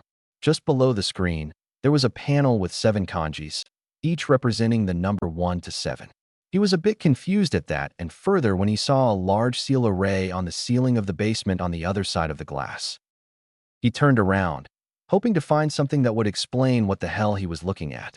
He spotted a notebook labeled Training Manual and picked it up. He opened it and found another note from his father. Dear Naruto, this is a training manual for what you are currently looking at. My greatest achievement till date. This is a training room I have designed to improve my taijutsu. While not weak at it, I was not exactly strong either. I designed it and incorporated several taijutsu styles into this room, courtesy of Guy and Kakashi. If you ever meet Guy, just be a little cautious. He's always a bit too much. You must have noticed the 7 kanjis on the panel. They are the 7 levels of training, each more difficult than the rest. I must advise you not to immediately go in there, even if you have learned a taijutsu style already. I have designed this training room in synchronization to resistance seals. You must only start if you have mastered the 6th level of resistance seals. If you are able to move comfortably at that level, you may begin from the 1st level. As you move on to a higher resistance, you can move on to the next level. For example, if you have mastered the 7th level of resistance, you can safely try the 2nd level of the training room.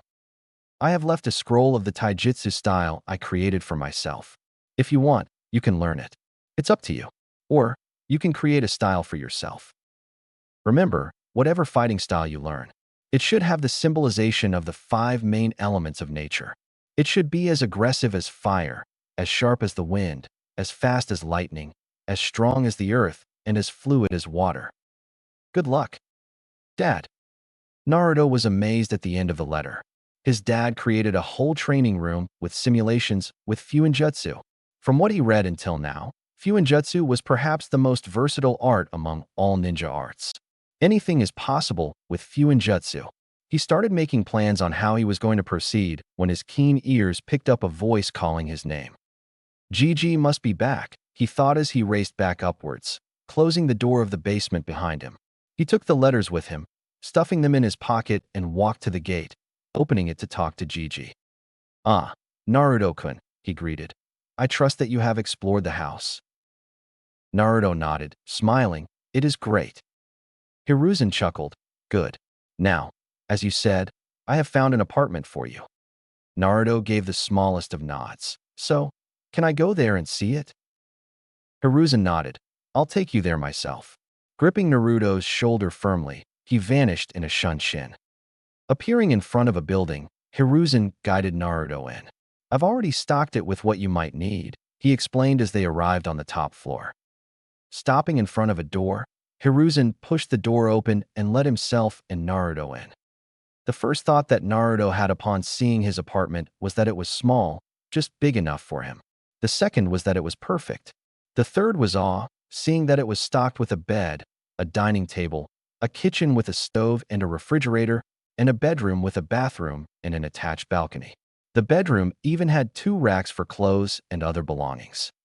Hiruzen gave a small smile, seeing how Naruto was awed like any other child whenever something new was given to them. "You can stay here until you get married. After that, you can move into your parents' home," he said. He waited on the sofa for Naruto to finish exploring the apartment, which was not long enough. He stood up when Naruto walked into the living room. "So, how is it?"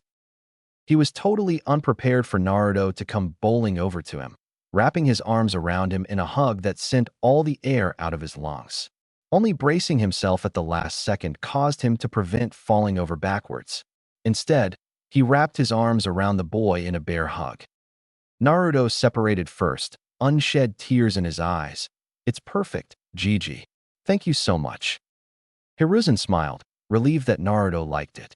"Now, before I leave, here is your monthly stipend," he said, handing over a wad of notes. "This is 12,000 yen. Spend it wisely.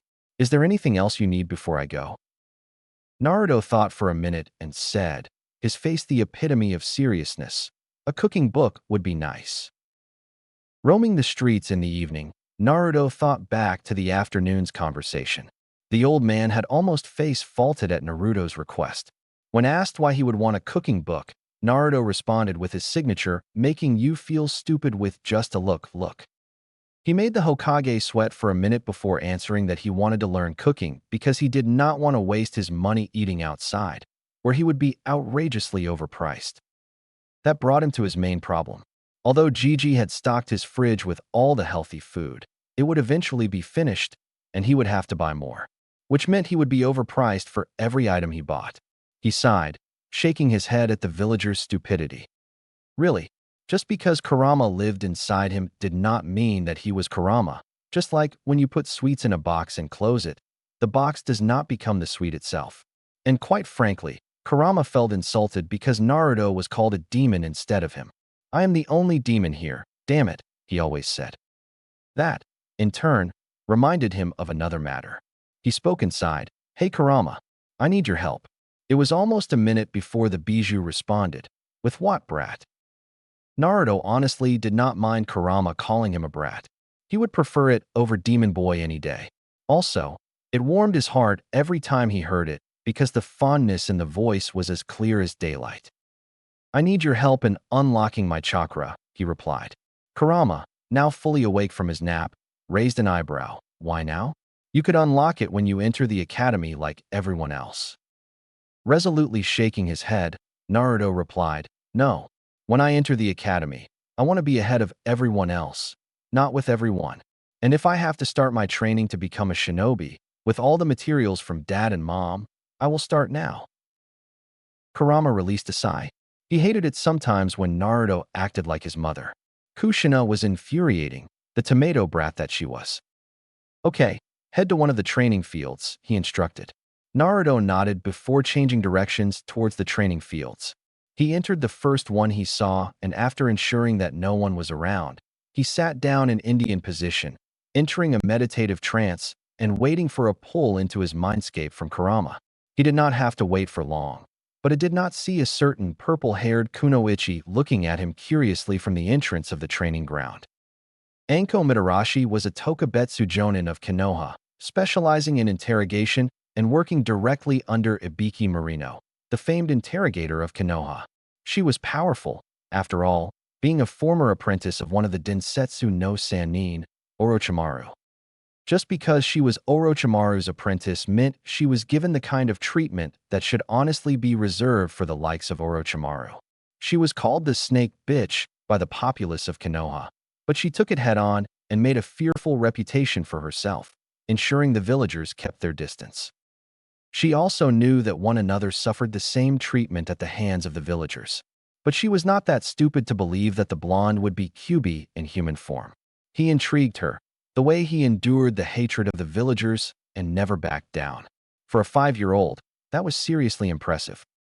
So when she saw the blonde going towards the training fields, her interest in him was piqued. She decided to follow him, to see what he was going to do. She saw how he observed his surroundings and decided to humor him by simply being hidden at the entrance, out of sight for him, but visible to anyone else. What the hell is this boy doing? She thought with a raised eyebrow. Naruto arrived in his mindscape and saw Kurama resting at the shore of a very large water body, one he knew was not there before. Where the hell did that come from? He thought as he approached Kurama. Kurama sensed his approach and opened his eyes, looking at Naruto with an intense look. Naruto, do you know what this is? He asked, gesturing to the water body. Naruto shook his head. Seeing that, Kurama explained, this water body is the representation of your chakra. But before we begin to unlock your chakra, I discovered a very interesting thing about your body, smiling at the end. Naruto tilted his head to the side. What? Kurama was as blunt as a hammer. You don't have chakra coils in your body, kid. Naruto's reaction was priceless. WHAD. Kurama chuckled. Naruto's reaction to surprises was turning out to be very amusing. Chapter 5. Kurama was as blunt as a hammer. You don't have chakra coils in your body, kid. Naruto's reaction was priceless. WHAD. Kurama chuckled. Naruto's reaction to surprises was turning out to be very amusing. He watched as Naruto seemed to have a panic attack within his own mind. The mind responded to his mental state, shaking violently. Kurama understood just how much that had rattled Naruto. Calm down, Naruto. I wasn't finished, he shouted. Seeing how Naruto was showing no signs of calming down, Kurama let loose a small bit of his killing intent, enough to make a jonin sweat. Naruto, however, was totally inexperienced in experiencing killing intents. Therefore, his reaction was entirely predictable to Kurama. Naruto instantly froze in his place, all thoughts of Kurama's news fleeing his mind as he registered the new feeling. The mindscape stopped shaking as Naruto slowly turned towards Kurama. Voice shaking, he asked Kurama, what was that? Kurama stared Naruto in the eye, indicating he was serious. That was killing intent, usually used by shinobis to intimidate each other. Whoever has the higher killing intent is able to make the other suffer illusions of death, if the killing intent is potent enough. I'm surprised, though, that you managed to stay conscious, he said with a raised eyebrow. Naruto was taking deep breaths during Kurama's explanation, trying to calm down. By the end of the explanation, he was almost back to his normal self.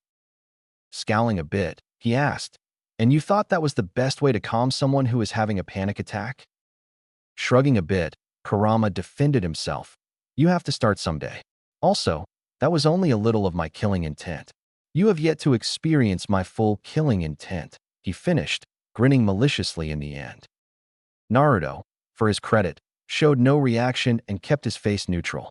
He would deal with this some other day. For now, he had to focus on his chakra problem. Clearing his throat, he asked, "What were you saying about my chakra coils before?" Kurama sat up, towering over Naruto, who had to look up towards him. "As I said, there are no chakra coils in your body. But that doesn't mean that it's a bad thing. At least, not yet. You have to first unlock your chakra so I can see if this is a problem or not." Naruto nodded, now fully in control of his emotions. He then gestured towards the lake. "What is that? I don't remember seeing it yesterday when I changed my mindscape." Kurama nodded at him. "You would be right. However, do you remember your question to me concerning trauma and your mindscape?" Naruto tilted his head, his eyes agreeing to Kurama's question. Kurama said, "Well, that theory applies to this lake as well. You may change your mindscape to anything, but there will always be a representation of what is already there, within your mind and body." Gesturing to the lake, he explained, "There are two things of importance that you need to know about this lake. Obviously, this represents your chakra, but there are some other things as well. The size of this lake represents the size of your reserves. I have minor difficulty in seeing the end of this lake, which means your reserves are impressively large for your age. The depth of this lake represents the density of your chakra. The deeper it is, the denser and more powerful your chakra is." Naruto was listening intently to Kurama. He had to admit, he couldn't see the other side of the lake, which meant that his reserves would have to be very large. The question that now remained was how deep the lake was. As if reading his mind, "See what I did there?" Kurama nodded knowingly. "You have to dive inside the lake to find out how deep it is. Before you do that, touch the water and tell me what you feel." Naruto frowned in confusion at the odd request, but nodded. He touched the water, and instantly his frown deepened, as if he didn't like the feeling. Kurama turned his head towards him, asking, "What do you feel, Naruto?" Naruto removed his hand from the lake, saying, "Like it's incomplete. Something else should be there, but it's not." Kurama nodded his head in agreement. "Okay, that missing thing is your chakra. Once you unlock your chakra, that feeling will be gone. Now, get into the lake and unlock it," he almost ordered Naruto. Naruto thought for a moment about how to proceed with this. Deciding it, he jumped inside, taking a deep breath. He swam his hands forward in a sharp motion, pulling them back to go deeper. He kept swimming for what felt like eternity. How deep is this lake? How dense is my chakra? Thoughts like these kept running through his head as he continued to go deeper. Strangely, he felt no need to breathe in this lake. Must be because I'm swimming in my own mind, he deduced. Finally, he saw what appeared to be the bottom. His efforts to reach there hastened. As soon as his hands touched the floor of the lake, he instinctively knew that his chakra was just beneath him. The floor of the lake was acting as a barrier between him and his chakra. He just needed a way to break the barrier so he could access his chakra. He decided to dump logic for this situation and force his way like a brute. An idea that would probably not work, but worth trying. Considering that this was his body and mind, the barrier would be only strong enough so he could break it with enough effort. He pulled his hand back and punched it ground as hard as he could. He repeated this for 19 times. On the 20th time, a small crack appeared on the floor. Naruto noticed the crack and grinned in satisfaction. About time you cracked, he thought. Redoubling his efforts, he saw that with every punch, the crack widened. At last, the crack was big enough that he knew it would break in one last punch. Pulling back his fist, he brought it back down with all the force he could muster. As soon as his fist connected, the ground shattered from beneath him, and he was assaulted by absolute euphoria. He felt complete now, the earlier feeling of something missing now completely gone. But the force with which the chakra was released was so great that he was forced out of the lake in just a few moments, contrary to the time he took to reaching the bottom. The last thing he heard from Kurama before being forced out of his awake was, "Damn, I haven't felt chakra this dense and powerful since the tree hugger himself. But the midnight blue is unusual." XXXXXXX. Anko was watching the blonde for almost 20 minutes now. Just what is he hoping to accomplish, she thought. She was getting impatient now. Just as she was about to turn and leave, she felt it. It was impossible to ignore, given how powerful the presence was. She wheeled around, eyes wide, staring at Naruto. He couldn't possibly be. Naruto's eyes opened a second before midnight blue chakra exploded from him. It was so dense and powerful that the ground around him cracked violently. Wind was blowing all around very fast by the sheer force of his chakra. Naruto lifted his hands in front of him, seeing the beautiful midnight blue color of his chakra flowing from his body. It almost seemed to be sparkling. The feeling was so exhilarating that he almost missed Kurama's voice. Naruto, you are letting out too much chakra. Stop right now. Naruto, fortunately, noticed the urgency in Kurama's voice and immediately thought about reining it in. To his surprise, the chakra stopped exploding from him almost instantly. Unfortunately, he had already expelled too much of it. The sudden coming down from a high like that caused him to fall unconscious on his back. Anko, who had watched the whole spectacle, was looking at Naruto with eyes wide as dinner plates. Was that Kyuubi's chakra that exploded from him? No, the Kyuubi's chakra is orange. The chakra that exploded from him was blue. An unusual, darker shade, but blue nonetheless, which means that the chakra was his, she thought incredulously. Her one hand was now on her mouth. The amount that he was letting out can easily rival the Sandame's. But how did he unlock it, and that too so early? All kinds of questions were flashing through her mind, but seeing the kid fall unconscious on his back, she rushed to him, checking to see if he was all right. A sigh of relief escaped her when she saw that he had just collapsed from mild chakra exhaustion. He must be only 5 to 6 years old. Unlocking chakra at such a young age is unheard of. Most children unlock it after spending a year at the academy, and this kid does it before even entering the academy, she thought incredulously. It suddenly occurred to her that a blast of chakra like that would have attracted attention of almost all the shinobi in the village. Shinobi training kicking in, she picked the kid up and vanished in a shunshin to the Hokage's office. XXXXXXX. The Hokage sat in his chair, eyes glaring at the giant pile of paperwork that seems to materialize out of nowhere, and just as he finishes the previous file. He was ridiculously irritated at how it so innocently sat in front of him. This is ridiculous. This blasted paperwork has to be a force of nature. There is no end to it at all. It is always mocking me. To anyone else watching it, including the ENBU guards in the room, it seemed hilarious how the Hokage was locked in a glaring contest with paperwork of all things. But the captain of the ENBU group could relate to his boss, having to deal with something similar after every mission they do. Hiruzen finally lost his patience after staring at it for almost 15 minutes. So infuriated was the old Kage that he positioned his hands into a tiger seal and took a deep breath, intent on burning the paperwork away. He was 1 second from setting the paperwork on fire when he sensed it. The powerful burst of chakra, so powerful that he was sure almost every shinobi in the village felt it, censor or not.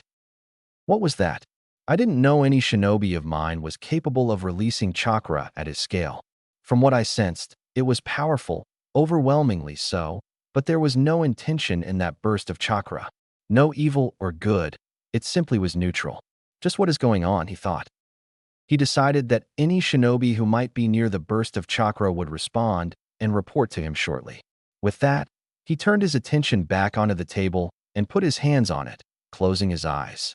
5 minutes later, his door was knocked. He answered, "Come in." The door opened to show his secretary, Ikumi, a middle-aged woman, gesturing towards a purple-haired kunoichi, carrying a familiar child with blonde hair in her arms. Naruto, what happened to you now? He thought in worry as he quickly gestured her inside. Anko gently laid Naruto on the couch in the office and then turned to face the Hokage. His eyes were hardened, having the look of a true, legendary shinobi instead of the man who was reduced to doing paperwork. His voice had an edge of steel. What happened, Anko? Anko was not nervous at all, as she had done no wrong. Hokage-sama, I was just passing by the training fields when I saw Naruto Uzumaki sitting in the middle of a training field in a meditating position. I was curious, so I hid from his sight and observed for anything that would happen. 20 minutes passed, and I was about to leave when I saw the most extraordinary thing, Hokage-sama. Hiruzen raised an eyebrow. A burst of powerful chakra, and Anko comes to him with an unconscious Naruto? There seemed to be a link here. What did you witness, Anko? A burst of chakra so powerful that I haven't felt anything like it before, Hokage-sama. The ground around him seemed to crack just by the force of his chakra. Hiruzen's eyebrows went upwards in a disbelieving motion. You mean to say that Naruto here, he gestured to the boy on the couch, unlocked his chakra, and the burst of chakra from before was his chakra? Hi, Hokage-sama. Anko nodded in agreement. Hiruzen sat back in his chair, finding it quite hard to believe what Anko had told him. However, Anko had no reason to lie to him. Still, how was this possible? Anko, he said to the kunoichi, stay here right now until he wakes up. I believe we should hear this right from the source, he said, looking at Naruto. XXXXXXX. Naruto was lying on his back in his mindscape, staring at the sky. Kurama was right beside him, head rested on his hands, looking content. Naruto sat up, eyes blinking around in confusion. What happened? Kurama replied in a bored tone, you fell unconscious. It's as simple as that. Naruto, eyes widened in realization. I unlocked my chakra. So what does that mean for my body, Kurama? He asked, eager to address the problem of his absence of chakra coils. Kurama glanced at him. I observed the release of your chakra. And I have good news. You can still control your chakra. Naruto seemed to practically melt in relief at that. That is good. I wasn't finished. Kurama's voice brought him back again. Your absence of chakra coils actually makes it easier for you to control your chakra. You can directly control it without having to rely on chakra coils, which means you will actually have excellent chakra control. Hearing this, Naruto started jumping around in joy. He would be able to become a shinobi after all. Moreover, his chakra control would be excellent. Kurama was quick to burst his bubble, however. Continuing in the same lazy tone as before, Kurama said, you were lucky, however. Most people would not be so fortunate as to controlling chakra without chakra coils. Naruto stopped dancing around and turned to Kurama with wide eyes. Then why am I different? At this, Kurama shrugged and didn't bother to answer, saying only one thing before falling back asleep. Start training to use it. With Kurama now asleep, Naruto had nothing to do in his mindscape. Might as well wake up, he thought. He walked up to a stream and promptly fell face first into it. XXXXXXX. It had been over 10 minutes since they were waiting for Naruto to wake up. Anko honestly did not know why the Hokage had asked her to wait in his office. But she had to follow whatever the Hokage said, so she waited, albeit impatiently. Hiruzen, on the other hand, was contemplating on what to do. He was in his classic thinking pose, elbows on his desk, chin rested on his hands, and eyes closed. If what Anko had said was really true and Naruto had really unlocked his chakra, then perhaps it was time to begin Naruto's training. He had thought that Naruto would grow up normally in the academy, but it seemed nothing was normal if it was connected to Naruto. Maybe he could get Anko to train him. Suddenly, he heard a groan from where Naruto was laid. His and Anko's eyes snapped to there as Naruto sat up, looking no worse for wear. His eyes seemed confused as he did not seem to recognize where he was. However, as soon as he saw him and Anko, the weariness clouding his eyes suddenly disappeared, replaced by cautiousness. How the hell did I get here? He mumbled as he studied the purple-haired kunoichi. He had never seen her before. The kunoichi spoke in a rude tone. I brought you here after you successfully alerted the entire shinobi force of this village. What the hell were you even doing in the training field, brat? Naruto suddenly remembered that he had unlocked his chakra successfully and did not stop the full-blown grin on his face. Unlocking my chakra, he replied in a cool tone. But how did you know to unlock your chakra, Naruto-kun? Hiruzen asked curiously. A 5-year-old child unlocking their chakra without any outside help was simply unheard of, not to mention how powerful the chakra was. Naruto did not think that he would be dragged into the Hokage's office to explain how he unlocked his chakra.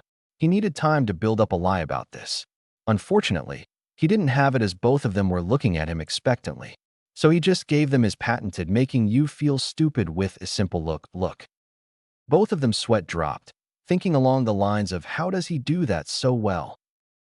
Fortunately for Naruto, it allowed him time to come up with a convincing lie. Well, chakra is inside everyone, right? I thought if I looked deep inside myself, I would find it too. For the you-know-what, right, Gigi? Hiruzen looked confused for a moment, but realized it. Naruto wanted to unlock his chakra to get access to his parents' things left behind for him. But now, time to address the elephant in the room. Now that you have unlocked your chakra, Naruto-kun, what will you do?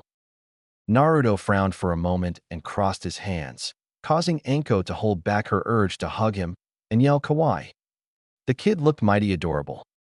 Naruto said, I will train, or so I would like to say. Unfortunately, I have no idea as to how I should proceed now. Books have always been the answer to all my problems, but I feel that books can't teach me what I need to know practically, he revealed honestly. Perfect, Hiruzen thought with a hidden smile. Normally, he would have Naruto wait for another year, letting him join the academy and then letting him learn all he needed. But he knew that Naruto was a naturally curious child. Who knows what experiments he would do to find out what he could do. It would be dangerous to leave Naruto to his own devices or chakra. His eyes shifted to Anko, who was watching Naruto and barely restraining herself from glomping him. But if he were to get an instructor to teach him early, many consequences could be avoided. Also, since Naruto is a genius, he may not really fit in with his age group, not only because he would be far ahead of them, but also because even his generation keeps their distance from him. I also have this feeling that Naruto and Anko will bond spectacularly. He barely kept himself from grinning. Naruto can still enter the academy at the proper age and graduate with his age group class. Many of the teachers may not give him proper education because of their grudges against Kyuubi, but that treatment would be null and void if he is already so far ahead. The council will surely protest against this, calling this favoritism, but I can justify myself by saying that the village's Jinchuriki must be trained early so he could be ready for anything. The foolish council members will blindly agree to this, and if they don't, who are they to go against the Hokage? Oh, the pieces of Naruto's puzzle are falling together wonderfully, he thought to himself gleefully. Outward, he said. Then it is probably safer to get you an instructor rather than you experimenting on your own. Anko finally caught on to the Hokage's plan as she wheeled around to face him with wide eyes. Hokage-sama, you can't possibly dash. I appoint Anko Mitarashi as instructor of Naruto Uzumaki, effective immediately, he declared. Naruto's eyes, along with Kurama's, were wide as dinner plates. This was totally unexpected. Naruto never expected to get a personal instructor. He, the village pariah, jailer of Kyuubi. But he was happy, and that was all that mattered to him. For Kurama, he found it hard to believe that the old monkey had balls big enough to pull this kind of stunt in his age. Anko protested, but Hokage-sama dash. Do you have a problem with my decision, Anko? He asked with his voice hard. Anko immediately stood in attention. No, Hokage-sama. Hiruzen immediately smiled, reverting back to his grandfather persona. Good. I knew you would have no problem. Anko's sweat dropped at how fast the old man changed personalities. She actually thought that he was showing favoritism, because everyone knew how close he was to Naruto. But she also saw how special Naruto was. But she was not cut out to be an instructor, rather she didn't want to. She was more suited out in the field. Turning to Naruto, he said, Naruto, you can go back to your apartment. Anko and I have something to discuss. Also, report to the training field behind this tower, tomorrow morning, at 6 a.m. sharp. Naruto nodded and immediately left through the window. Turning his attention back to the special Jonin, he said, Anko, you have to understand that this is necessary. Naruto will face many difficulties in the future, and I fear that by the time everyone acknowledges him and comes to support him, it will be too late. Also, give him a chance. He will surprise you, he said with utmost seriousness. Anko was hesitant but nodded. Truthfully, she did not want to do this, but had to anyway. The fact Hokage told the brat and her to report to the Hokage training fields was a surprise since they were exclusively reserved for the Hokage. She headed back to her apartment, thinking about how she should go about this. XXXXXXX. Naruto sat eating his dinner on his dining table. The cooking book the Hokage had provided was invaluable, allowing him to cook food for himself. He made sure to follow the instructions in the book word for word, and the results were raw eating. I might have some natural aptitude for cooking, otherwise I would have already blown the kitchen up, he mused. He was eternally grateful for what the old man had done for him. Now that he thought about it, he figured that when he entered the academy 2 years later, some instructors would be prone to discriminate with him. Perhaps this was the way of old man looking out for him in his shinobi life, he thought. He finished the dinner and washed the plates. After that, he proceeded to his bedroom and laid down on his bed, closing his eyes. Tomorrow will be interesting indeed. Naruto's eyes opened as soon as the alarm he had set rang. His hand reached out and shut the alarm clock. Waking up at 5:30 in the morning left him plenty of time to get ready. He finished his morning rituals in 10 minutes and dressed in his normal, orange jumpsuit. He went to the fridge and pulled out 2 bananas, peeling one and eating it at comfortable pace, followed by the second. He finished and looked up at the clock. 5:50. Best get going, he thought. He went up and out of the door, making sure to lock it up properly. He hid the key inside the potted plant near the staircase. He exited the building and ran towards the grounds. The sun was just beginning to rise, so the air was still cool as it hit his face. He smiled as he increased the pace and reached the ground with 1 minute to spare.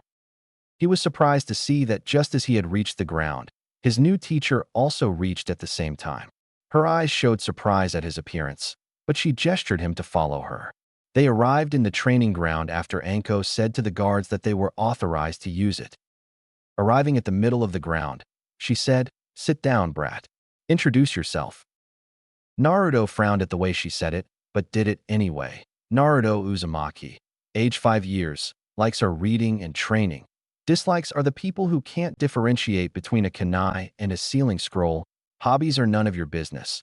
Dream is to become the strongest Hokage ever. He began in a monotone, became slightly rude in the middle, and finished it with a grin and a thumbs up. Anko grinned in a savage way after his introduction. Not many people had the guts to be rude to her, but this brat had no problem doing it. Time to instill the fear, she thought maliciously. Grabbing his collar, she jerked him forward until they were nose to nose. In a deadly whisper, she said, "I don't like brats like you who think that just because they are getting special treatment, they are above others." Naruto replied, unfazed, "And just because you are older and more powerful than me doesn't mean you have to be rude." Anko smirked and let go off Naruto, who sat back down. "I like you, kid, which means that I won't go easy on you. Get up and give me 10 rounds of this ground, fast." And so began his training. For a whole 4 weeks, she just concentrated on his physical conditioning. She wanted him to be physically fit for what she was about to mold him into. She was surprised at how obediently Naruto followed her commands. Whatever she told him to do, he did it without question. She ran him into the ground every day.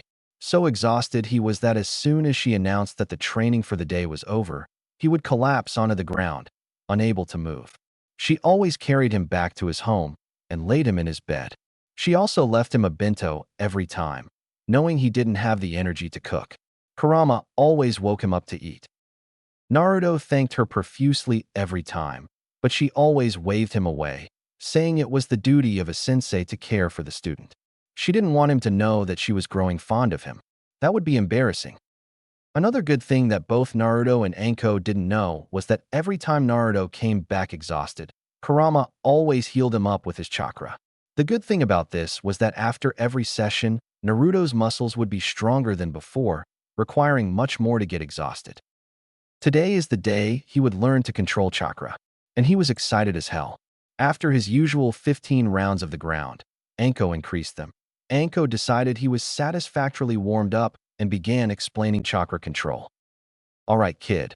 The first step to controlling chakra is to take a leaf and use your chakra to stick it to your forehead like this," she said, demonstrating the exercise. Naruto nodded before picking up a leaf from the ground and keeping it on his forehead and imagining his chakra creating suction at the point where the leaf touched his forehead. Surprisingly, it took him only 3 tries to get the amount of chakra right. On the 4th try, the leaf was easily sticking to his forehead, and he stood there smiling proudly. He knew he would have good chakra control due to his lack of chakra coils. Using chakra for the first time felt really good. He simply had to imagine how his chakra flowed and sort of command it to do so, and voila, task accomplished. Anko stood there, gaping at Naruto. Most kids took 4 to 5 days to get this exercise right, and this kid had done it 5 minutes. Absolutely unbelievable and outright ridiculous, she decided. Does the term normal even apply to this kid? She thought with a twitching eyebrow. Hey, Anko-sensei, now that I've got it, what's next? Naruto asked with a grin. At this point, he was keeping the leaf stick with only minimal concentration. Anko grinned, a grin that Naruto never liked. It always meant his doom. Now, she said, taking out shuriken, keep that leaf stuck and dodge these. With that, she threw the shuriken at him. It was only his danger sense that saved him from skewered. This continued for almost 15 minutes, and at the end of those, Naruto was heavily panting. She looked like she almost wanted to kill me, he thought, drawing deep breaths. Anko looked proud. Well done, Naruto. You successfully dodged the shuriken and kept the leaf stuck to your forehead. Take a 5-minute break. Not many. No, scratch that. No one managed that on their first try. It was starting to look like that this kid was born to be a shinobi. She contemplated if she should teach Naruto the tree walking exercise next. A relatively difficult exercise, a genin level in fact. But Naruto wasn't even in the academy. Still, doesn't hurt to try, right? After the 5-minute break was over, she called Naruto and they both walked towards a tree. Your next exercise would be to climb this tree with only your feet, she said. Naruto gave her a quizzical look. Isn't that kind of impossible, sensei? Anko rolled her eyes and lightly bonked him at the back of his head, with the aid of chakra. Honestly, where does your intelligence go sometimes? Out of your head. Naruto rubbed the back of his head and laughed sheepishly. Anko then demonstrated the exercise. This is kind of similar to the leaf sticking exercise, except you are sticking yourself to a tree instead of sticking a leaf to you. If you use too little chakra, your foot won't stick. You use too much chakra, you get blasted off the tree. Begin. You can use a running start if you want. That would be absolutely pointless unless you have the amount of chakra in your leg right, thought Naruto as he walked to the tree and put his right foot on the bark, regulating the amount of chakra required to stick. After he got it right, he kept in mind the amount of chakra and carefully pushed the same amount in his left leg. Taking a deep breath, he lifted his left leg and put it on the bark, not losing concentration in his right leg. A huge smile appeared on his face as he successfully stuck to the bark. Tentatively, he took the next step and managed not to fall off. He continued this until he reached the top of the tree. Anko watched all of this with her jaw on the ground, Dango long forgotten. There was no possible explanation as to how Naruto managed to walk up the entire tree in 5 minutes of learning the exercise. Then she released a resigned sigh. I don't even want to know anymore. This became the norm for everything. Naruto mastered tree walking in 2 hours, water walking in 4 hours, and spinning a kunai above his hand with his chakra in 1 day, all the while dodging Anko's shuriken and kunai. It was now time to give the monthly report to the Hokage. XXXXXXX. What? He asked blankly. It's true, Hokage-sama, Anko insisted. The smoking pipe had long since fallen off his mouth. This had to some kind of genjutsu. There was no way Naruto mastered all the chakra control exercises in just 2 days. Anko was a very deadly kunoichi, so any student she took, in this case, Naruto, had high standards to meet. But for Anko to say that Naruto did all of that in just 2 days, it was too much. He had no doubt that Naruto was very physically capable, but he had an Uzumaki heritage and as such, had monstrous reserves of chakra that could not be matched by anyone of his age. He expected Naruto to have problems in controlling his chakra, but from Anko's report it looked like he had an excellent control of his chakra. Anko then slowly asked him, knowing the Hokage was rattled to his bones by the news, Hokage-sama, can I have your permission to start teaching him ninjutsu and taijutsu? Granted. XXXXXXX.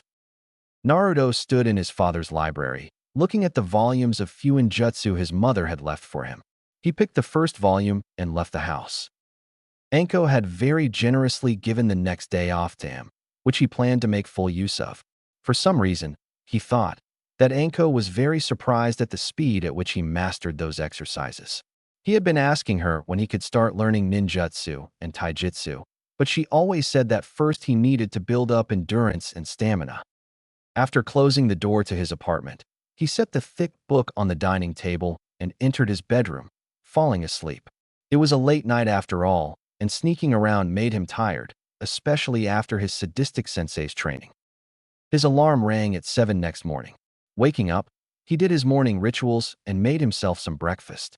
That reminds me, the stock that Gigi gave me will be finished soon. I need to go shopping, he thought.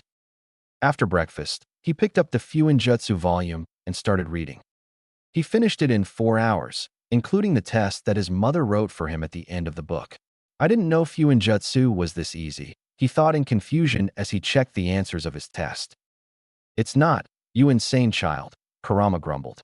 He had been seeing and hearing Fuinjutsu since the tree huggers era, and frankly, it annoyed the hell out of him. He was much more suited to perform acts of destruction than delicate writing. Naruto easily ignored him and finished checking the answers. All of them correct. No surprise there, he thought smugly. Photographic memory was so useful. He finished another volume the same day, with the same results in the test at the end of the book. 8 hours of Fuinjutsu was mentally exhausting, he thought. He just slept the rest of the day, waking up only to make and eat dinner, and fell asleep again. The next day, Anko started his taijutsu training. I'm going to teach you my style of fighting, Naruto. The snake style requires you to be light and flexible, capable of quick strikes and counterattacks, and weaving in between them. She then grabbed Naruto's collar. You will learn and master this style in 1 year, brat, or even Kami won't be able to save you from my wrath, she threatened, enforcing her threat with a bit of killing intent. It had absolutely no effect whatsoever on him, since he already had a taste of Kurama's killing intent. However, he nodded vigorously. Anko was pretty terrifying, even without killing intent. The next month, he spent learning Tai and ninjutsu simultaneously. Due to his photographic memory and the peculiar ability of his body, he progressed quickly in taijutsu. He found that even though it was a formidable style, the snake style did not have the symbolizations of all 5 elements. Ninjutsu, on the other hand, he felt like he was born to do it. It took him only 5 tries to master the Henge no Jutsu and 9 tries to master the Kawarimi. 2 days later, he had mastered the seal, less Kawarimi. But no matter how hard he tried, even with his excellent chakra control, could he perform the Bunshin no Jutsu. Eventually, Anko got so fed up that they took the matter to the Hokage, who suggested that the Kage Bunshin no Jutsu would be more suited for Naruto. Considering how large his chakra reserves were, it would be impossible for him to squeeze a drop of it that was required to perform the Bunshin. It took 2 hours for Naruto to learn the Kage Bunshin, and when he did learn it, Anko and Hiruzen, who had come to supervise the teaching of the Kenjutsu, were dumbstruck at the amount of clones Naruto could make. 100 clones at Naruto's age stupefied the Hokage so much that it took him almost 15 minutes to snap out of his shock. Naruto soon discovered a very interesting aspect of the Kage Bunshin. He could remember everything what his clones saw or heard, and he had no qualms abusing the shadow clones after that. He would make a shadow clone study Fuinjutsu while he trained with Anko. In 8 days, all the volumes of Fuinjutsu were finished. He had even learned how to print seals on his surfaces with his chakra. Now, technically, that would make him a seal master. But his mother had written him a note that even after finishing all the volumes, he would have to be tested by a certified seal master to be considered a seal master. He knew no one who was one, so he asked his Gigi if he could test him. But the old man had questions of his own. You're telling me that you finished all the volumes of Fuinjutsu your mother left you in just 10 days? His voice sounded unbelieving. Naruto nodded, his expression serious. Hiruzen let out a small, nervous chuckle. Forgive me if I find that hard to believe, Naruto-kun. Naruto shrugged. He figured he could tell him of his gifts. When you have a photographic memory, coupled with shadow clones, you tend to abuse it, Gigi. Hiruzen looked shocked at the fact. You have a photographic memory? Naruto nodded. Yes. Hiruzen then sighed. Aside that, I'm sorry, Naruto-kun, but I'm not a certified seal master, and as such, I am not qualified to test you, he told Naruto regretfully. But my student Jiraiya is. Tell you what, when he visits the village next time, I will tell him to test you. Is that okay for you? Naruto figured that he had no choice. All right. It had been 2 months since Anko started training Naruto, and he had progressed spectacularly. With the most common ninjutsu out of the way, she focused solely on his taijutsu, which grew by leaps and bounds, but he was still far from giving her a challenge. After those 2 months, Anko figured that it wouldn't hurt teaching the boy chakra nature transformations. Naruto sat in front of Anko, who was standing and explaining the chakra nature transformations. There are 5 basic nature transformations: fire, wind, water, lightning, and earth. Each element is connected to each other in a way. Fire is weak against water but strong against the wind. Wind is strong against lightning but weak against fire. Lightning is strong against earth but weak against wind. Earth is weak against lightning but strong against water. Water is strong against fire but weak against earth, she explained. She handed him a slip of paper. That is chakra paper. It will tell you your chakra affinity. If you have fire, it will burn, tear in half with wind, shrink if lightning, crumble to dust if earth, and soak what if water. Naruto nodded and focused a tiny bit of his chakra into the paper. What happened next blew his own mind away, alongside Anko's. Inside his mind, Kyubi grinned. Even he did not expect that, but it was a nice surprise. The paper split into 3 parts. One soaked up very heavily, the second crumpled up into a ball, and the last one burned to ashes. Anko threw up her hands and walked away, muttering things about having early gray hairs and surprises. Naruto blinked for a second and then grinned. Awesome. When the Hokage came to know, he promptly fainted like a schoolgirl.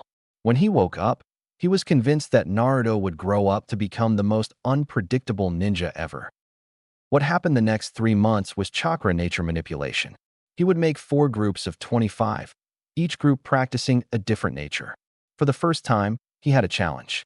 Changing the nature of chakra was a lot more difficult than he thought. It took him 1 whole month to master only the first step for elemental manipulation for all 4 of his affinities. Cutting a leaf in half for wind, collecting water from the leaf for water, shrinking up the leaf for lightning, and burning the leaf to ashes for fire. The second and final step took him a whole 2 months. For wind, it was cutting a rock clean in half. For water, it was separating water from other liquids. For lightning, it was cracking a stone into pieces with lightning chakra. For fire, it was boiling water. Anko had left him to his own devices after he started his elemental training, but she checked on him every now and then. He always teased her on how she was acting like his mother, which always resulted in him having a bruised head. After those 3 months, however, he met his godfather. Flashback.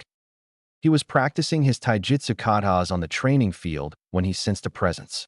He was slowly developing his sensory abilities with the help of Kurama. He turned around to see no one, but he now someone was standing just a few feet in front of him. "Who's there?" he asked. The air in front of him shimmered, and a man appeared. He wore a red sleeveless coat and pants, a green kimono underneath, and Geta sandals. He had long white hair and was very well built, standing well over 6 feet. "So you could sense me. Very impressive. Do you know who I am?" Naruto answered as if he wasn't even fazed. "Jiraiya of the Sannin." Jiraiya grinned. "Sensei told me that you mastered all 10 volumes of Fuin Jutsu your mother left you in 10 days. I don't believe you," he said in a challenging tone. Inside, however, he was thinking, "Oh Minato, Kushina, if only you could see your son right now," he thought wistfully. Naruto was also having some thoughts. His tone of speaking would suggest that he was familiar with my mother, but how? I know that he was Dad's sensei, which means he also is a Fuin Jutsu master. But how close was he? Outward, he shrugged. "Doesn't matter if you do or not. Your job is to test me, nothing else." Jiraiya was a little deflated at how Naruto was acting so detached. He knew that Naruto did not know that he was his godfather, but it still hurt. Reining in his emotions, he spoke. "Let's get this over with then." 3 hours later, he stood in the field, staring at Naruto with a gaping jaw. Naruto was standing there, panting. Jiraiya had tested him on every aspect of Fuin Jutsu, both written test and how he would apply it in battle. Obviously, he lost, but Jiraiya was seriously impressed at how the kid was able to apply Fuin Jutsu in battle. The versatility was clearly there, along with a touch of unpredictability. What is the result? Both of them turned to the voice that had spoken. The Sandaime Hokage was standing there with a small smile on his face, as if he knew what the answer was. He passes, Jiraiya replied, still in a daze. Naruto nodded at that, and sat down with as much grace he could muster. He promptly fell back after that, asleep before hitting the ground, his last thought being, I finally became a seal master. Flashback end. Jiraiya had revealed to him after the test that he was his godfather. Initially, he was downright furious that Jiraiya had just abandoned him to the wolves. But after calming down and thinking it through, he realized that Jiraiya had duties outside the village walls, which is why he could not raise him. He did not forgive him, saying he will have to earn his forgiveness. Jiraiya looked relieved at that and promised to make it up to him. Before he knew it, 1 year had passed, and it was time for him to enter the academy. Walking along with his Gigi in the school corridors, he wondered if he would be able to make any friends. Stopping in front of a door, his Gigi opened the door, showing a Chunin instructor with a scar on his face and his hair shaped into a pineapple ponytail. Hokage-sama, is anything wrong? Hiruzen waved him away. Nothing at all, Irika. I just came here to bring Naruto-kun. He will be starting from today. Irika looked at Naruto, and Naruto was instantly able to recognize the look. After all, he had received it many times. Looking into the class, he saw the same look on many of the students' faces. He sighed. It will be a long 6 years. Chapter 6. Time skip, 6 years. A lone figure was standing on top of the gates of Konoha. He was tall for his age, standing at 5 feet. He was wearing a white and black, half-sleeves jacket with 2 orange stripes on the sleeves, connected to the ones going along his zip which stopped at his chest, his high collar standing up. There was a blue lightning symbol on his back, in the black stripe. He wore a full-sleeves black shirt underneath the jacket with 2 bands, one on his wrists and the other just beneath his elbows. He wore dark blue Yinbyu pants with orange stripes on the side, going all the way to the ankle. He wore simple blue shoes with white soles. Think of the pants like Sasuke's in Road to Ninja, but instead of sandals, it's shoes. On his right thigh, he wore a holster held with white tape and a standard shinobi pouch tucked in at the back of his pants, on the left side. His bright, spiky blonde hair was tied in a messy ponytail. He was Naruto Uzumaki, and today was the day of his graduation exam. As he stood on top of the gate, he reflected on what he had gone through in the 6 years of academy. Just a few days into the academy told him that he was going to receive the short end of every stick. Even though he had no need to learn the academy taijutsu style, he could tell that the stances taught to him were all wrong. But he gave no indication that he knew this. Theory lessons were roughly the same. The teachers taught the different concepts in the class, but never answered any of his doubts. Instead, they tried to sabotage his answers as much as they could. Not that they could do that. Being a genius had its perks. On the bright side, he made a lot of new friends. Friends that he could actually count on. Hinata Hyuga of the Hyuga clan was the first friend she made. He could tell she was an incredibly shy girl who had confidence issues, but a very warm person to befriend. She spoke in the language of stutters, which for some reason seemed to intensify around him. Her face also turned very red whenever he spoke to her, and she fainted most of the times, which is why he let her do most of the talking. She became his friend after he saved her from bullies. Chuji Akimichi of the Akimichi clan was a chubby boy who always seemed to have some snack in his hand. Chuji had a very big heart once he got to know him through a shared lunch. He was a very caring person, very kind and strong. But he also suffered from lack of self-confidence. He was also very sensitive about his weight, angered very quickly if someone called him fat. Nonetheless, Naruto considered him a dear friend. Shikamaru Nara of the Nara clan was Chuji's best friend, because he was the first one to look past his weight and find who Chuji truly was. He was also incredibly lazy, his catchphrase being troublesome. Along with that, he was probably the most intelligent person Naruto had met. He didn't know Shikamaru's exact IQ, but he knew his lazy friend was high up in that department, even more so than Naruto. Shikamaru was a true genius at shogi, which is where his weakness also lied. He spent most of his time cloud gazing or playing shogi to sharpen something which was already sharp. He was the epitome of lazy. But Shikamaru and Chuji were Naruto's closest friends. They even took part in the occasional prank that Naruto played. They even enjoyed the punishments they got together after testing their teachers, Irika Yumino's patience. Every moment he spent with them, a strong desire to protect them pulsed in his heart. Kiba Inuzuka of the Inuzuka clan was more of an annoyance that grated on his nerves. He was short-tempered and impulsive, which did not help him at all. He was also headstrong, which was probably the reason he got very easily angered in his spars and made mistakes. He always carried his Ninken, Akamaru, with him at all times.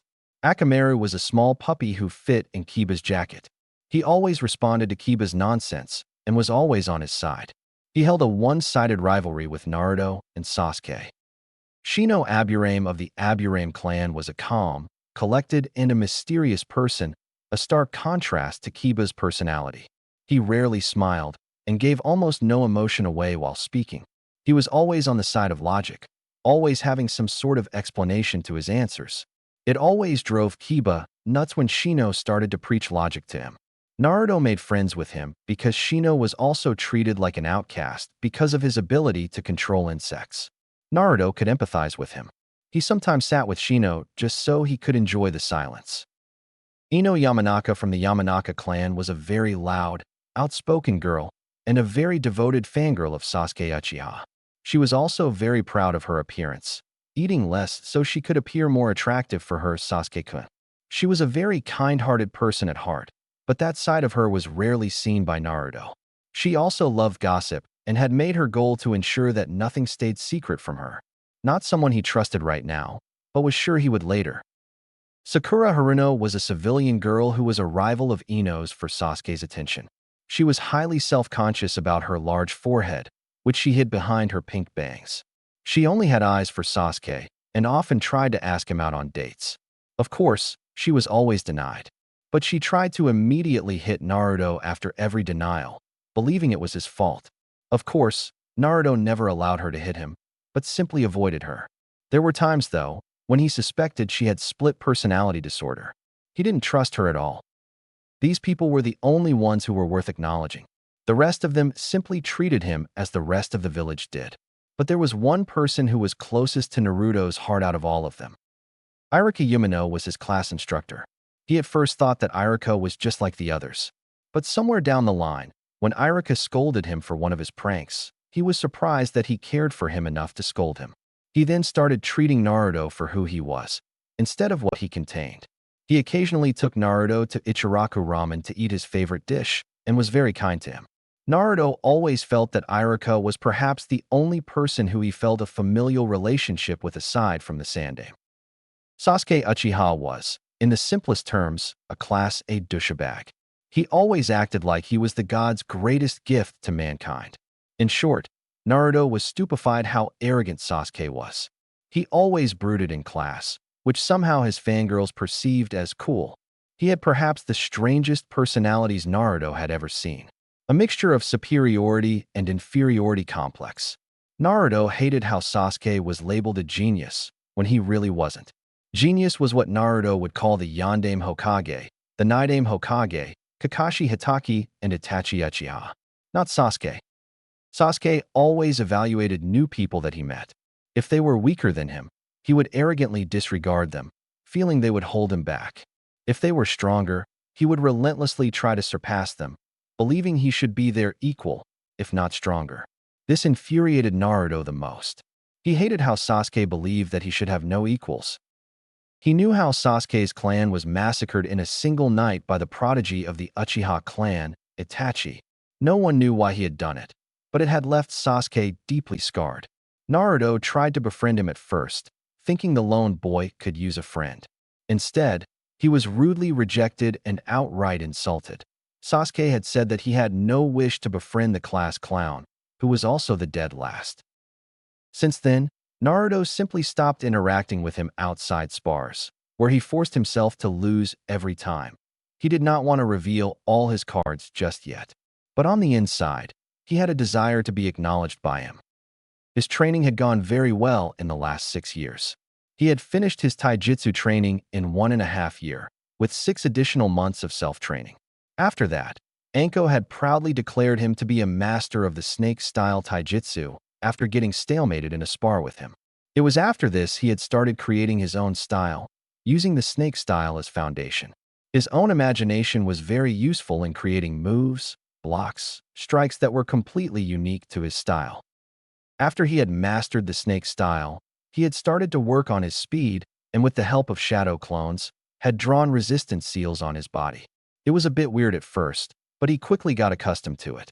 Currently, he was on the 12th level of the resistance seal. He could have already started using the training simulation, but felt that the time was not right, so he held off until he became a genin, preferring to spar with Anko. Her help was invaluable in creating his new style, which was very unpredictable, exactly how he wanted it to be. His style had an attack stance, but he preferred to let his opponents attack him first. He had incorporated his danger sense into his style, making it even more efficient. His style was a combination of linear and unpredictability. He would attack whenever he saw the openings and attack however he could. He had based his style, so he did not have any restrictions or limitations. In short, he had successfully created and mastered his own fighting style in 5 years, and just like his father said, it was as aggressive as fire, as sharp as wind, as fast as lightning, as strong as the earth, as fluid as water, and as unpredictable as the nature. The perfect fighting style. He decided to name it the Elemental Fist. Pretty badass. His sensory abilities had been perfected over the course of 6 years. He had help from his Gigi, whose sensei, the Naidame, was said to be the greatest censor of his time. He had graciously allowed him to study his sensei's scrolls on sensing. The more Naruto read, the more he was convinced that the Naidame was a genius of his father's caliber. He had developed his own sensing techniques, which Naruto had eagerly learnt.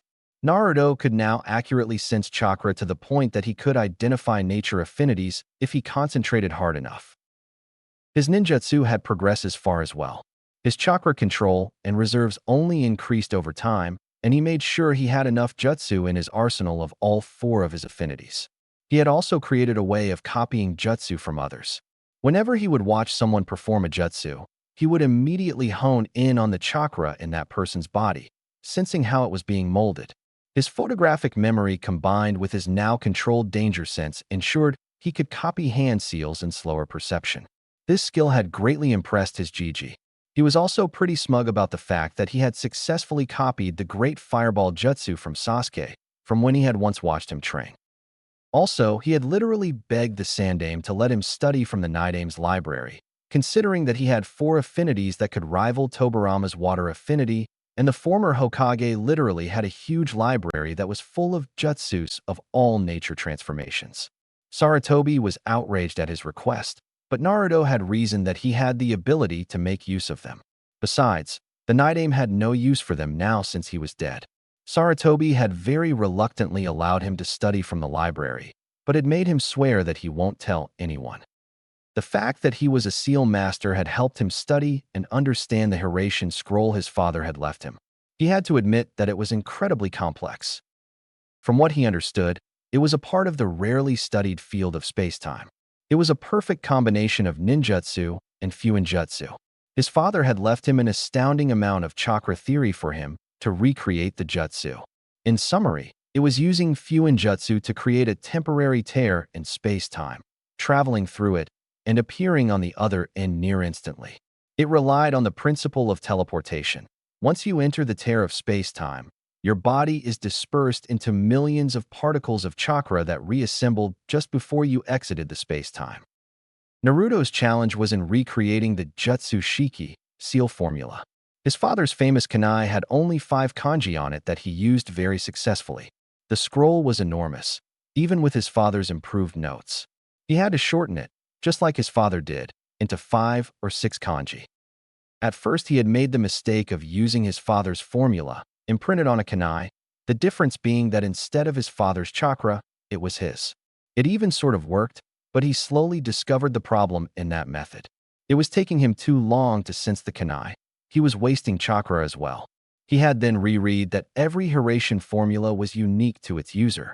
He had to painstakingly start from scratch to build his own formula, which would require a lot of time. 2 months of curses and ink marks later, he had proudly created his own hiraishin formula, with a few interesting modifications of his own. He had modified his formula so that instead of sensing the kunai and forcing yourself into the space-time, which had become easier with his own formula, he maintained a very weak link with whatever he had put his formula in. Whenever he molded chakra and honed on a particular kunai, the link would instantly teleport him, without him having to force himself through. He now required significantly less chakra to use hiraishin, and sensing the kunai became easier.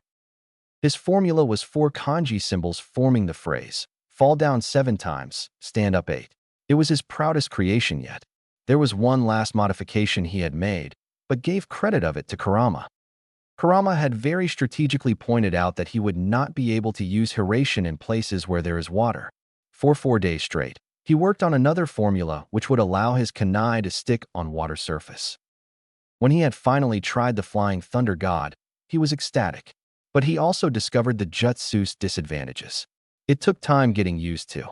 It took him 37 successful teleport attempts to end up on the other side without nauseating. He still sucked at Jinjutsu. No matter how hard he tried, he couldn't perform a single one. But thanks to his sensory abilities, he could easily break out of one. But this hadn't been tested as of yet. Kurama had very patiently told him that due to the abundance of yang chakra in him, he could never perform Jinjutsu, which required yin chakra. He had pondered on whether to learn Kenjutsu or not, but something inside him, not Kurama, told him that he was not cut out for it. To compensate for it, he had perfected his fighting with dual kunai held in reverse grip. He also knew that he could coat the kunai with wind chakra to sharpen it and lengthen its reach, but had yet to try it out in a real fight. An important thing he had discovered in the last 6 years was that he was alone. He knew that before as well, but had no idea how bad it was. Whenever the parents would come pick their children up, they would turn scornful gazes on him. It cut him every time, but he never allowed it to show on his face. He simply covered with a bored, indifferent look. He had developed a technique of his own after learning the Shunshin no Jutsu, just for battle purposes. The Shunshin simply took too much time for his taste, and he did not want to become too reliant on the hiraishin. Therefore, he created Shunpa, the flash step. He would focus his chakra into his leg and would vanish in a sudden burst of speed. He created this for short-distance purposes in a fight. He was probably at low chunin to mid-chunin speeds, counting with the resistance seals on. He also had his IQ tested by Gigi. With an IQ of 177, he was one of the rare geniuses that came once in a generation. He was in league with the Yondaime, the Nidaime, and Itachi Uchiha. As he stood upon the gates reminiscing, a sudden noise caught his attention. He smirked. That's right. All the alarms would be sounding now, waking them up from their precious sleep. It was his final prank before he became an official ninja. All the civilian council members had been pranked by him. He had set off a timed-release stink bomb in each of the houses, courtesy of Fuinjutsu. He knew the blame would come onto him, but he had made sure nothing connected him to the crime. He also knew that the ANBU would be searching for him due to his prankster reputation. Normally, he would proudly take credit for his work, but since it was the important people this time, he made sure to have an alibi, which was the academy. He had specifically set them off just 5 minutes before the first bell rang, 10 minutes before which he was already in class usually. He easily sensed the jutsu shiki he had imprinted in the tree outside the academy and silently vanished in a tiny, blue flash. Appearing on the tree, he closed his eyes as if searching for something. The next moment, the air around him shimmered a little. Naruto then puffed into smoke, signifying that he had perfectly substituted with the shadow clone that was sitting inside the class. The class was as usual, very noisy and chaotic. Thankfully, his shadow clone was sitting on the last bench, which meant he did not draw unnecessary attention. As the memories of the clone came to him, he blinked and then scoffed at the stupidity of the people. Did they really think I would keep wearing that orange jumpsuit? The shadow clone had received stares from people in his change of clothes. Sakura had yelled at him to not act like he was cool, but he had ignored it easily, as was his habit. The clock struck 8, and Irika-sensei entered the classroom, followed by Mizuki-sensei. Naruto hated him. Mizuki always tried to fail Naruto in all the tests by casting Jinjutsu on them, making them appear tougher. But Naruto paid no mind and continued writing the wrong answers to maintain his facade of dead last.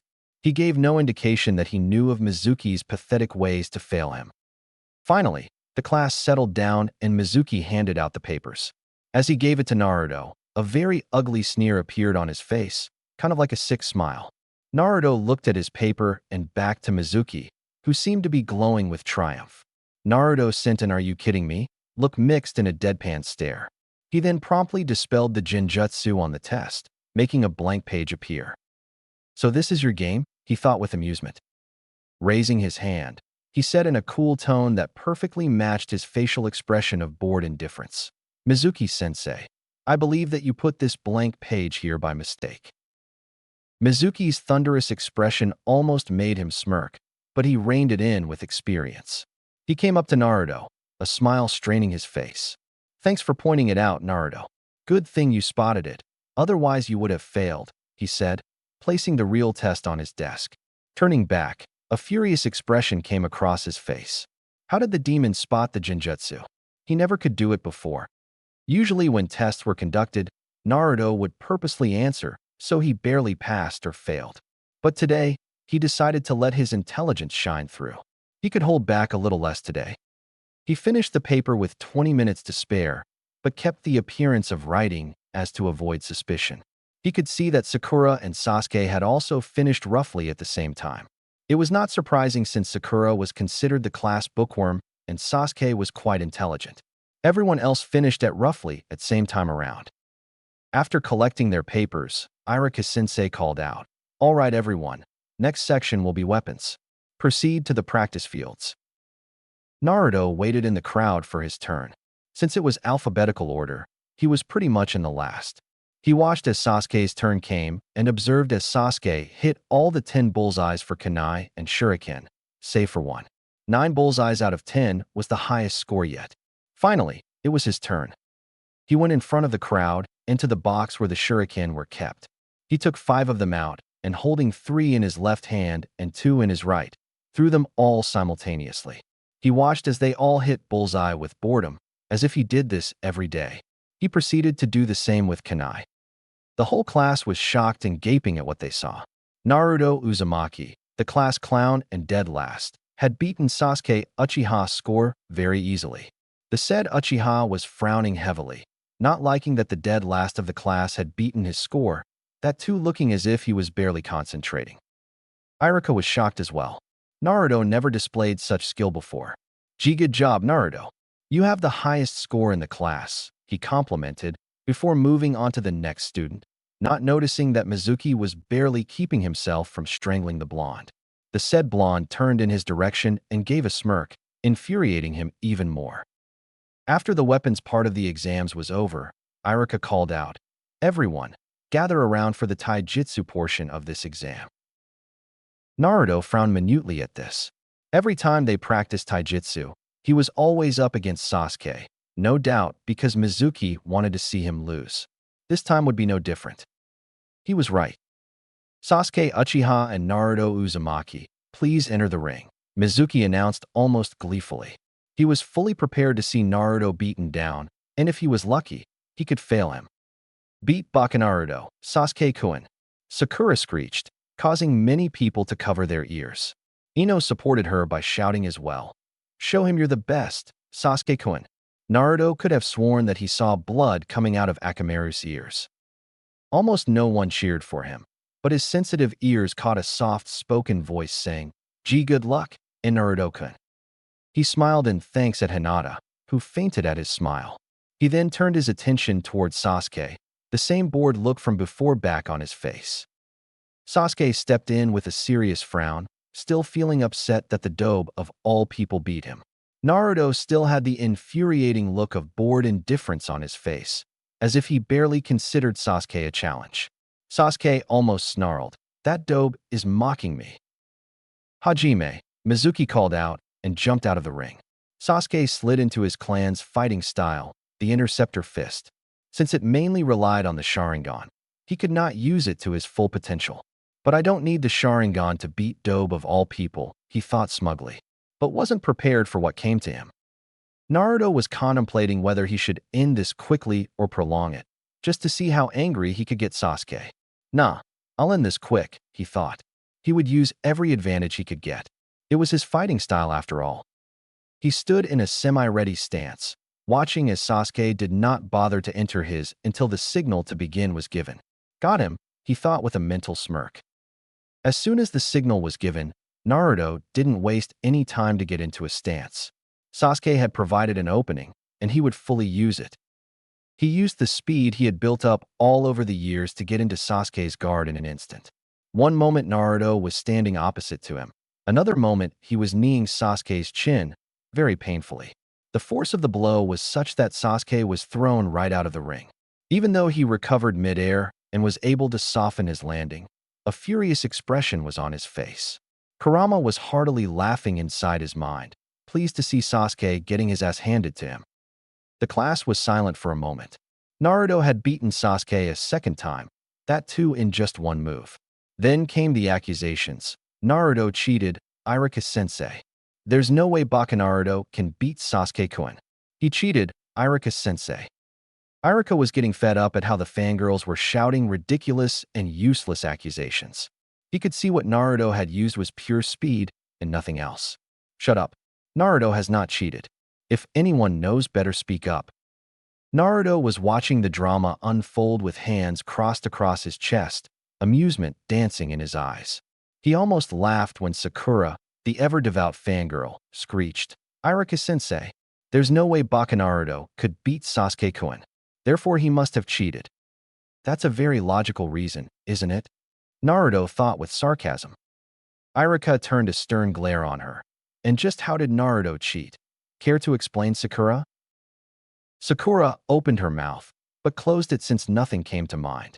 An embarrassed blush spread across her face, and she fell back into the crowd. Irika nodded and called out, everyone head inside for the ninjutsu portion. Mizuki was looking like someone shit in his breakfast and made him eat it. Don't you get so smug, demon. I will fail you somehow, he thought angrily. They headed into their class, and everyone sat down, keeping their distance from Naruto, who had gone to the back of the class and had pulled out a book to read. All right, you will all sit here until we call out your name. When we do, come into the next room for your exam, Irika said before calling the first student. Sasuke had long since gone back to brooding again, though this time he had a faint aura of anger around him. How is the dope so good? I never saw any signs of skill in him, and every time he was the last in class. So why was he able to beat me that easily? It doesn't make any sense, he thought furiously.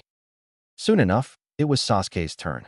He went out of the door and returned 5 minutes, a hiraishin on his head. He smirked in the direction of Naruto, but grit his teeth when he saw that Naruto wasn't even paying attention to his surroundings.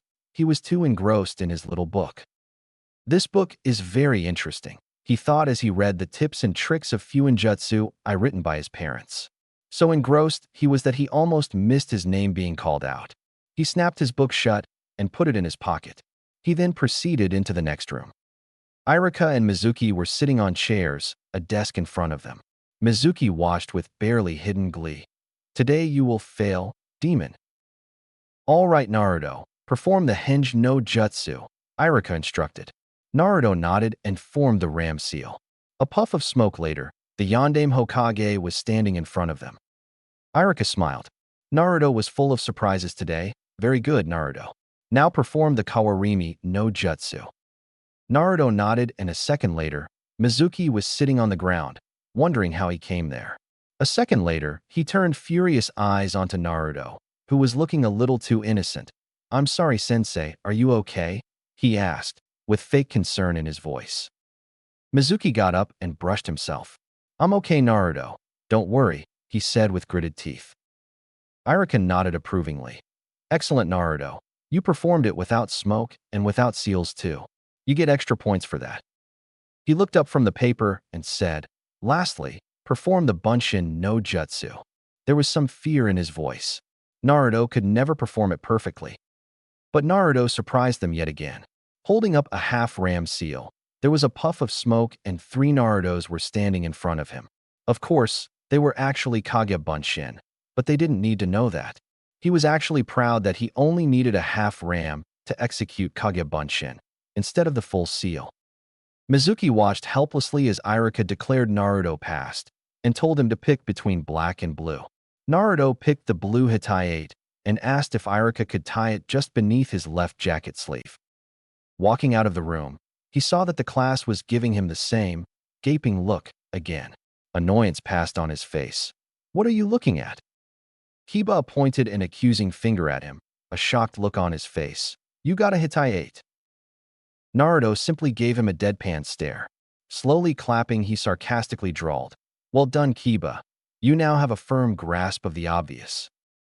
Snickers erupted in the classroom as Naruto made Kiba feel stupid with a single statement. Kiba prepared to pounce on Naruto when Irika entered the classroom. "Everyone settle down." After everyone was seated, he said, "Those people who have passed will come tomorrow in the morning for team assignments. You can leave now." Naruto leisurely walked out of the academy, in no hurry. He had nothing else to do, so he sat down on the swing on the academy's tree. He sat there for a long time, thinking of what he will eat today. He sensed someone coming and hid his scowl. What does Mizuki want now? Mizuki came up behind Naruto. "Congratulations on passing, Naruto." He almost threw up in his mouth saying that. Naruto curtly replied, "Thanks." He said no more than that. He didn't need to. Mizuki approached him, so he will be the one to talk. "I was impressed on how you performed, Naruto, but you still don't have enough points to claim Rookie of the Year. I will offer you a special test if you're interested in that title," he said. Naruto just looked at the man. What a fucking idiot, Kurama helpfully supplied. But Naruto wanted to see where this was going. "Really, Mizuki-sensei?" he hopefully asked. Mizuki smiled at how easily he fooled the demon. "Yeah. You just need to take a scroll from the Hokage vault in the Hokage's office and bring it to me beside the old shed in the forest at midnight. You know that, right? Bring it to me and consider yourself the Rookie of the Year," he said as he walked away. "He really has a very low opinion of you, doesn't he?" Kurama commented. Naruto mentally agreed. "He just asked me to steal the forbidden scroll. What a moron," he thought as he flashed to the hiraishin shiki in his apartment. He had a seal to make. XXXXXXX. The sky was dark with clouds, shrouding the village in shadows. It was perfect for him to sneak around. In a series of flash steps, he was at the Hokage Tower in minutes. Dodging the ENBU on patrol, he easily masked his chakra signature and sneaked into the office. He soon found the Hokage vault and took out a piece of paper, a complex seal drawn on it. He slapped it onto the vault door and watched as it glowed for a moment. He knew opening the door was no problem for him, but the alarms that would sound after would be, which is why he created a seal that would suppress the alarms of any seal for roughly 10 minutes, enough for him to complete his task. He took the scroll and slung it around him. He exited the way he came from, but paused for a moment. "What's up, Gigi?" Hiruzen replied as if he totally hadn't caught Naruto stealing. "The night strolls are often very peaceful for me. I trust that the scroll would be returned. That was more of an order." Naruto simply nodded, making his way to the exit when Hiruzen stopped him. "You know it would look suspicious if it looked like I just let you through." A mischievous grin almost split his face in half. This was the perfect time to try it. He turned around, not bothering to hide his grin. He put his hands in the ram's seal, whispering, "Oiroke no jutsu." A puff of smoke revealed a curvaceous and an extremely beautiful blonde female Naruto, clad in birthday clothes. Wisps of smoke were covering the more important bits. It was the Sandame's weakness as well as his sweetest dream. A huge amount of blood burst from his nose with such force that he fell backwards unconscious, having a perverted smile on his face. Naruto released the hinge, barely holding himself from laughing out loud. "Yash, Oiroke no Jutsu is a success," he thought in celebration before Flash stepping out and into the forest. He arrived with half an hour to spare. Shrugging, he put the scroll on ground and opened it up, looking for something useful. He found the Kage Bunshin along with its explosive counterpart, Bunshin Daibikuha. He also found the Gojo Kibaka Fuda, a jutsu created by the Naidame. It was about self-replicating explosive tags. A wicked grin crossed his face. "I'll have so much fun with this one." He also found a very interesting theory on how to change the color of your lightning. A thoughtful look crossed his face, and he mused, "It will be cool if I can do that. The blue of lightning hurts my eyes. Red lightning sounds much better." He always avoided Right-On because it was just too bright for his eyes. So for the next 2 hours, he relentlessly practiced changing the color of his lightning. It was tedious work, but he was able to do it without shadow clones. At the end of 2 hours, he lightly panted but washed in pride as red currents of lightning danced across his body. I did it. Who? The theory was easy to understand, but not so much when implementing, he thought with relief. The red lightning was significantly better on the eyes and was less chakra-consuming, though he did not know why. Suddenly, he sensed a familiar chakra and smiled. About time someone came looking for me. A few moments later, Irika burst out of the bushes, looking around wildly. When he spotted Naruto innocently sitting on the ground with the forbidden scroll on his lap, he snapped. "Naruto," he began in a strained voice, "just what do you think you are doing?" He ended in a shout. Naruto, to his credit, wasn't rattled a bit. He just smiled widely and decided to out the traitor. "Well, Mizuki-sensei told me to bring this scroll for him here. So, I was just waiting for him, Irika-sensei." A cold feeling washed over him at that. "Mizuki told you that? But dash. Explanations later, Irika-sensei. For now, be on your guard," Naruto calmly said as he stood up and slung the scroll over him, hands crossed over his chest, as if waiting for something. Irika was about to grill him further when his instincts screamed at him to dodge. He leaped aside to dodge the hail of shuriken, but one struck his sleeve onto the shed and another got buried in his thigh. Naruto lazily caught the kunai that was heading towards him between two of his fingers. A second later, Mizuki appeared before them, smiling smugly. "Well done, Naruto. Now hand over that scroll to me," he said.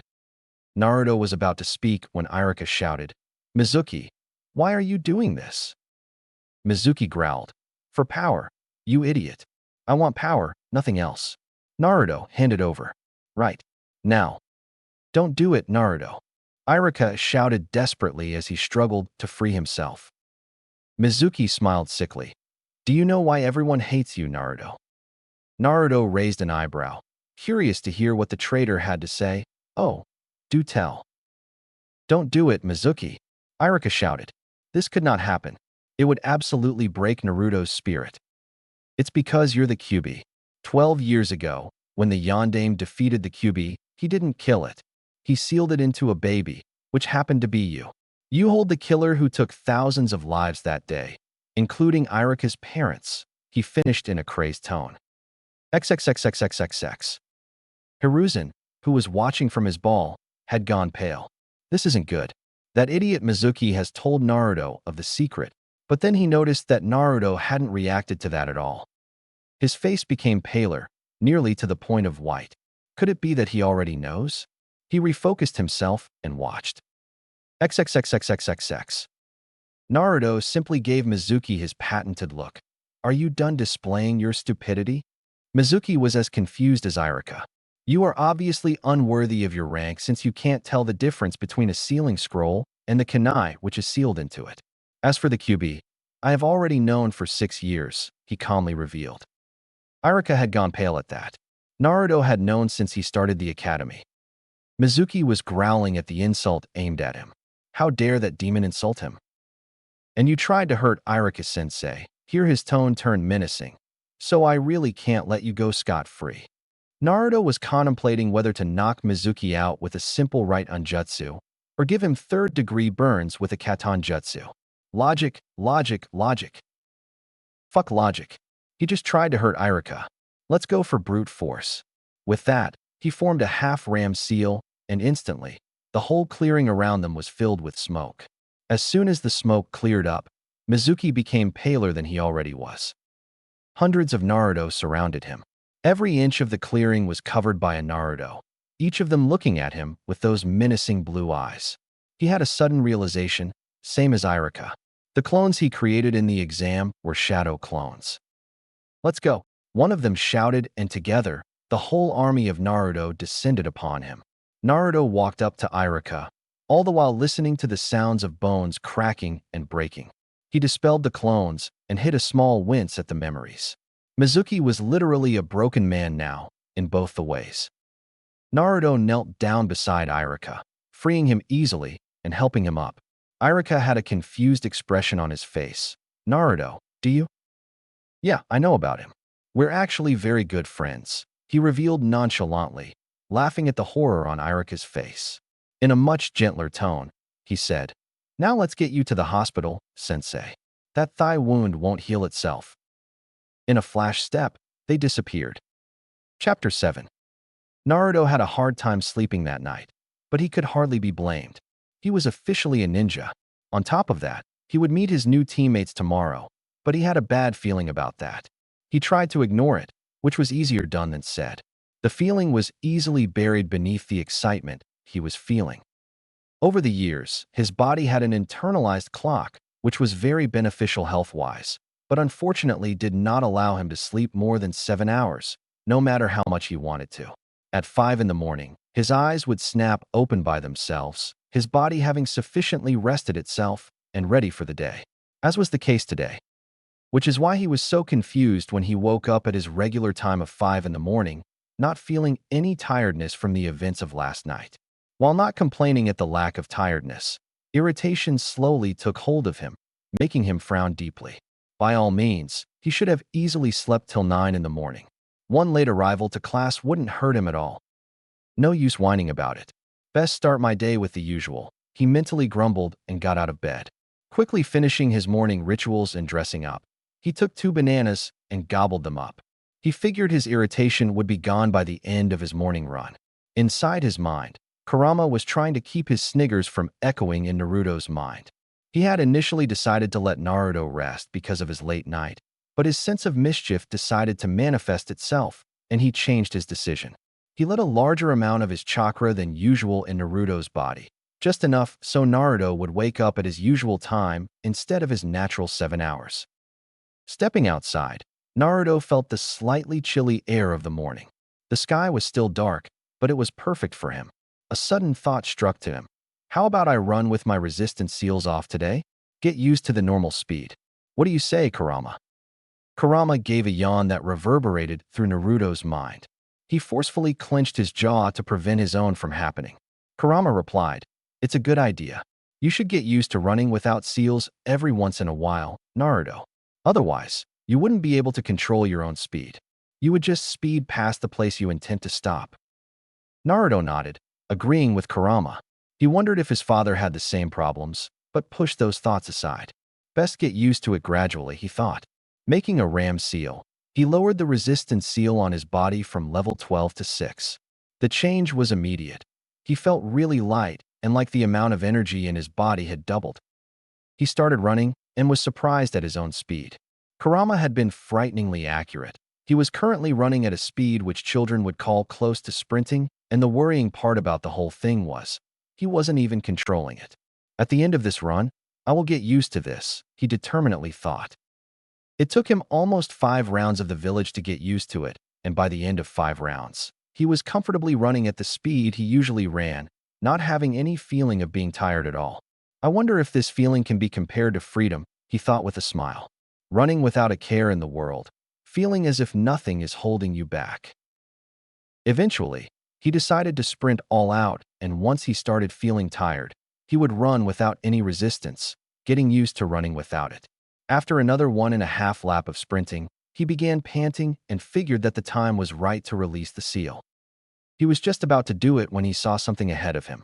He was closing on a person wearing a, oh God, is that a spandex jumpsuit? He was very much grossed out by the sight and figured overtaking the person was in his best interest. Instantly releasing the seal, he shot forward once more, having not increased his pace by himself at all.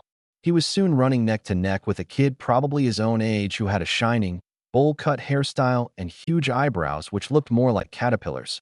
Bandages wrapped up his forearms and his hitate wrapped as a belt. He also wore orange leg warmers. The kid glanced towards him and flashed a brilliant smile of white teeth shining like metal. He spoke in a loud voice. "A very youthful morning to you. May I know who you are?" Naruto rose an eyebrow at the loud voice. Perhaps this is his normal way of speaking, he mused. Somehow, a quiet voice did not suit this kid. And what is with the youthful morning? Outward he said, "Good morning. It is nice to see someone else running at this time. My name is Naruto, by the way." He expected the usual frown of disgust and hate, but he did not expect the kid to react. "My name is Rock Lee. Naruto-kun, you seem like a very youthful person running at this speed in the early morning. You are clearly basking in the springtime of youth. Naruto stared at him as if he was speaking an entirely different language, which he probably was because he didn't understand a word of what he said. Inside his mind, Kurama had kept his eyes shut tightly. He had already scarred his mind by seeing Lee. He did not want to go insane from seeing him in motion. Naruto did the only thing he could without upsetting the boy. Hey Lee, how about we talk later? I'm in a bit of hurry. Saying that, he sprinted ahead at full speed, leaving Lee to taste his dust. He felt bad about leaving him like that because there was a chance that that boy would be his future comrade, but he wanted to get used to his mannerisms slowly. The youth, coming from Lee, terrified him. Lee stared at the dust with wide eyes. Stars seemed to twinkle around him. What youth? To be faster than me with my weights off. Guy-sensei will be so surprised when he hears of this. Shouting this, he ran off in his own cloud of dust. Naruto ran full sprint until he reached his house. Climbing up the stairs, he thought about what he had observed while talking to Lee. While the bandages covered almost whole of his forearms, the fingertips were exposed, and they were scratched and bruised heavily. That indicated that Lee trained his ass off every day. He also sensed Lee's chakra, which was so low that someone would mistake him for a civilian, which probably indicated that Lee was running on pure speed, without any chakra. That meant Lee was a pure taijutsu-type fighter. The amount of hard work it must have taken to achieve that speed. Lee has my utmost respect for his hard work, he thought with admiration. Kurama agreed. A genius of hard work, he truly is.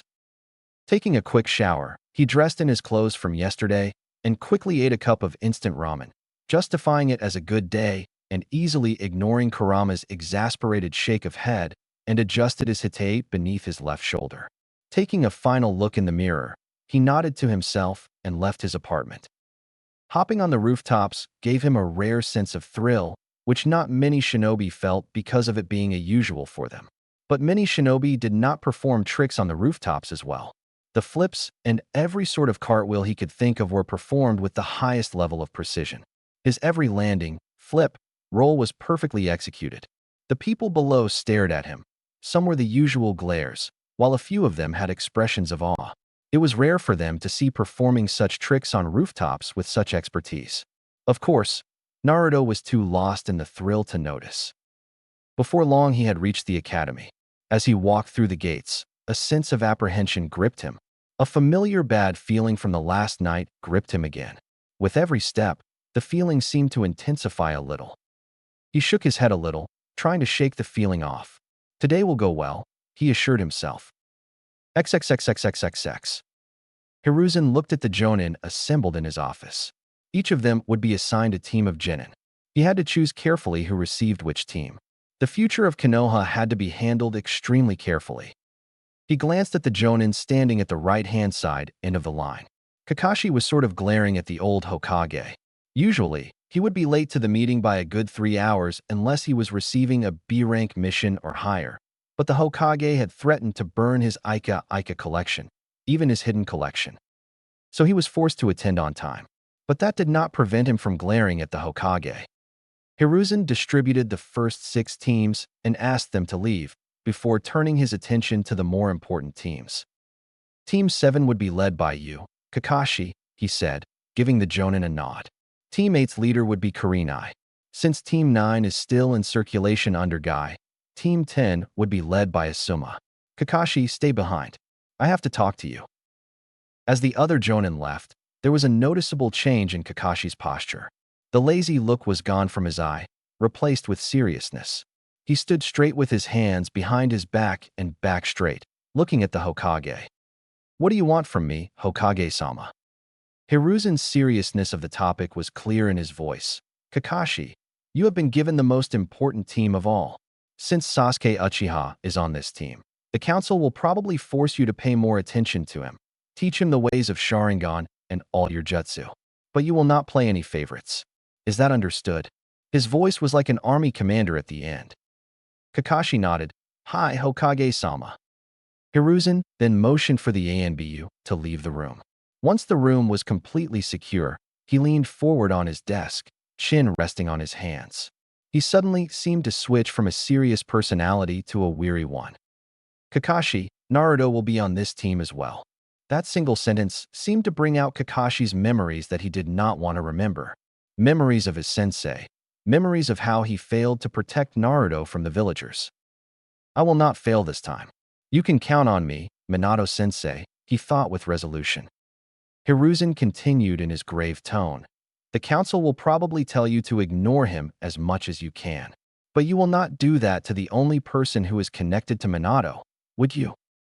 Kakashi shook his head and spoke with steel in his voice. No, Hokage-sama. I am astounded that you would even say that. Hiruzen, however, was unfazed by the outburst. I had to check, Kakashi. I'm sorry for saying that. Kakashi nodded absent-mindedly, his mind already making plans on how to deal with his new team. A thought occurred to him and he asked Hiruzen, is there anything I should know about my team? Hiruzen leant back in his seat, taking a deep breath and blowing the smoke out. I could give you the files of your students, but observing firsthand is a better way. Won't you agree, Kakashi? Kakashi seemed to be in thought for a moment, and then I smiled. Perhaps, this time he will be able to correct his mistakes. XXXXXXX. Entering the classroom, he saw that only half of those who had graduated were there. Eyes roaming, he spotted his friends Shikamaru, Chuji, Shino, Hinata sitting in their usual places. Shikamaru was dozing off as usual, Chuji was eating potato chips, Shino was examining his bugs, and Hinata had turned red as soon as she saw him. She began poking her index fingers together, avoiding eye contact. He also saw other kids who had graduated, playfully shoving each other, talking about everything and nothing at the same time. He was about to go to his usual seat in the back when he sensed a familiar chakra approaching. Turning to the door, he narrowed his eyes. Sasuke Uchiha had entered the classroom. He looked very different from yesterday, wearing a navy blue high-collared short-sleeve shirt and white shorts with holster tied on his right thigh. He also wore white arm warmers and hitae tied on his forehead. He still had his usual air of arrogance and smugness around him. His posture carried confidence, which was clouded by arrogance. His coal-black eyes roamed the classroom until they settled on him. Naruto saw some anger seep into them. Still sore about yesterday, Sasuke, he thought. Sasuke marched up to him, his hands in his pockets, implying that he had no intention of attacking Naruto. He stopped a feet away from him and looked in his eyes with almost a burning intensity, his narrowed eyes showing that he would be keeping an eye on him from now on. Naruto narrowed his own azure eyes in return, the cold intensity of them as cold as ice in response to Sasuke's fire. His eyes conveyed his response very clearly. Bring it, Sasuke. They both were so lost in their glaring contest that Sasuke failed to notice one of the kids stumbling towards his back. He bumped into his back, shouting out a sorry, before joining his friend's back. He did not notice the consequences of his accidental bump. Naruto's eyes had become as wide as saucers when Sasuke's lips crashed onto his own. He was so stunned from that he just froze on his spot, as did Sasuke, looking into each other's eyes with disbelief. He did not even hear Kurama's loud belly laugh at his situation. So shocked he was having his first kiss stolen from Sasuke of all people. He was even more horrified at the amusement he was feeling. This feels so wrong, on so many levels, he thought with no small amount of panic. Sasuke having thoughts along the same lines. He didn't imagine in his wildest dreams that his first kiss would be stolen by the dope. Just what did he do to deserve this? All he felt was disgust at feeling a boy's lips on his own. But the shock of the situation had frozen him to his place. This was the scene that Sasuke's most devoted fangirls, Sakura and Ino, along with other fangirls, were greeted to. They both blankly stared at them, not being able to form even full words, wa-ho-. Naruto finally came to his senses and immediately stepped back from his spot, prompting Sasuke to do the same. Naruto rubbed his lips, slowly cleaning them off. Turning furious eyes on the dark-haired boy, he hissed, "What the hell, Kusoyero? Just what gave you the indication that I liked you? Unlike you, I happen to be an avid fan of the opposite sex." Sasuke was taken aback by Naruto's rant for a moment, but was quick to recover. His voice turned downright menacing. Not that Naruto was intimidated. "It was your fault, dope," he accused, rubbing his lips furiously. Naruto was quick to snark back. That's my line, team. I'm not the one who suddenly decided to step forward and kiss me. His first kiss went to Sasuke, of all people. Oh, the shame. Sasuke stormed to his seat and sat down, slipping back into his daily brooding routine. Naruto silently scoffed and turned away. Just what is so great about that guy? He was about to go to his regular seat when he felt it. It was not killing intent, but it felt like he had done something grievously wrong. Turning around, he almost went pale. All the girls of the class were looking like dogs ready to pounce and kill. Baka Naruto, how dare you steal Sasuke-kun's first kiss like that? Sakura and Ino were quick to blame him, with the others following. Kurama was still snickering in his mind, and Naruto resisted the urge to sigh. Seeing the kunoichis take a threatening step forward, he slid his left leg back, ready to flash step out of here if necessary. He had to find a way to. Everyone settled down. The loud voice of Iruka-sensei was heard in the classroom, but the girls didn't seem to hear it, ganging up on Naruto, who didn't look nervous at all. Iruka saw his favorite student being ganged up on by the kunoichis and put a hand on his face in resignation. Now what did you do, Naruto? Feeling the need to save his little brother, he activated his big head no jutsu. Settle down, you brats. The effect was immediate. All the girls were seated so fast, they almost looked like they were teleporting. However, Naruto was immune to Iruka's jutsu for a long time, and so he calmly walked up to his usual seat and sat down, looking out of the window with a bored look. Iruka looked around the room and started his attendance. Aburame Shino. Here. Akimichi Chuji. Here, sensei. The roll call continued, but Naruto simply wasn't paying attention since his name was last anyways. Uzumaki Naruto. Right here, he waved his hand lazily. His response sounded way cooler than any of his classmates, and for this reason, it rattled Sasuke's fangirls. Baka. Sakura stood up and pointed an accusing finger at him. Stop trying to act cool like Sasuke-kun. Yeah. Her statement was supported by nearly all the fangirls in the room, except Hinata. Naruto, who was still looking outside, turned to face Sakura. Ichem, did you say something? He asked in an absent-minded tone. Iruka suddenly wondered just where Naruto had met a one-eyed jonin who habitually said the same thing. The girls shrieked and hurled various insults at him, which were easily ignored. Iruka coughed to get the class's attention, and when he had it, he started speaking. You guys are now, officially, ninja of Konoha. But remember, you are simply a genin. The road from here will only be uphill now. You will be now divided in groups of 3, and a jonin sensei will be your teacher. Everyone had different thoughts about this. Ino said to Sakura in a sly tone, I wonder who will be on Sasuke-kun's team. Sakura gave an annoyed glance to her. Who knows? However, inner Sakura shouted in her mind, Cha, I'm the one who will be on his team. Sasuke thought with a small amount of irritation, a team of 3? Che, they will only burden me and hold me back. Iruka then began announcing the teams. It took a while, but he finally announced Naruto's, Uzumaki Naruto. Naruto paid close attention at that. Haruno Sakura, causing a depressed cloud to appear on top of her. I'm on a team with Naruto? Why? Naruto had a more expressive reaction. A purple cloud seemed to form over his head, and he banged his head on the table. Fuck my life, he groaned. Many felt sorry for the poor bastard, despite not being his friends. No one deserved Sakura as a teammate.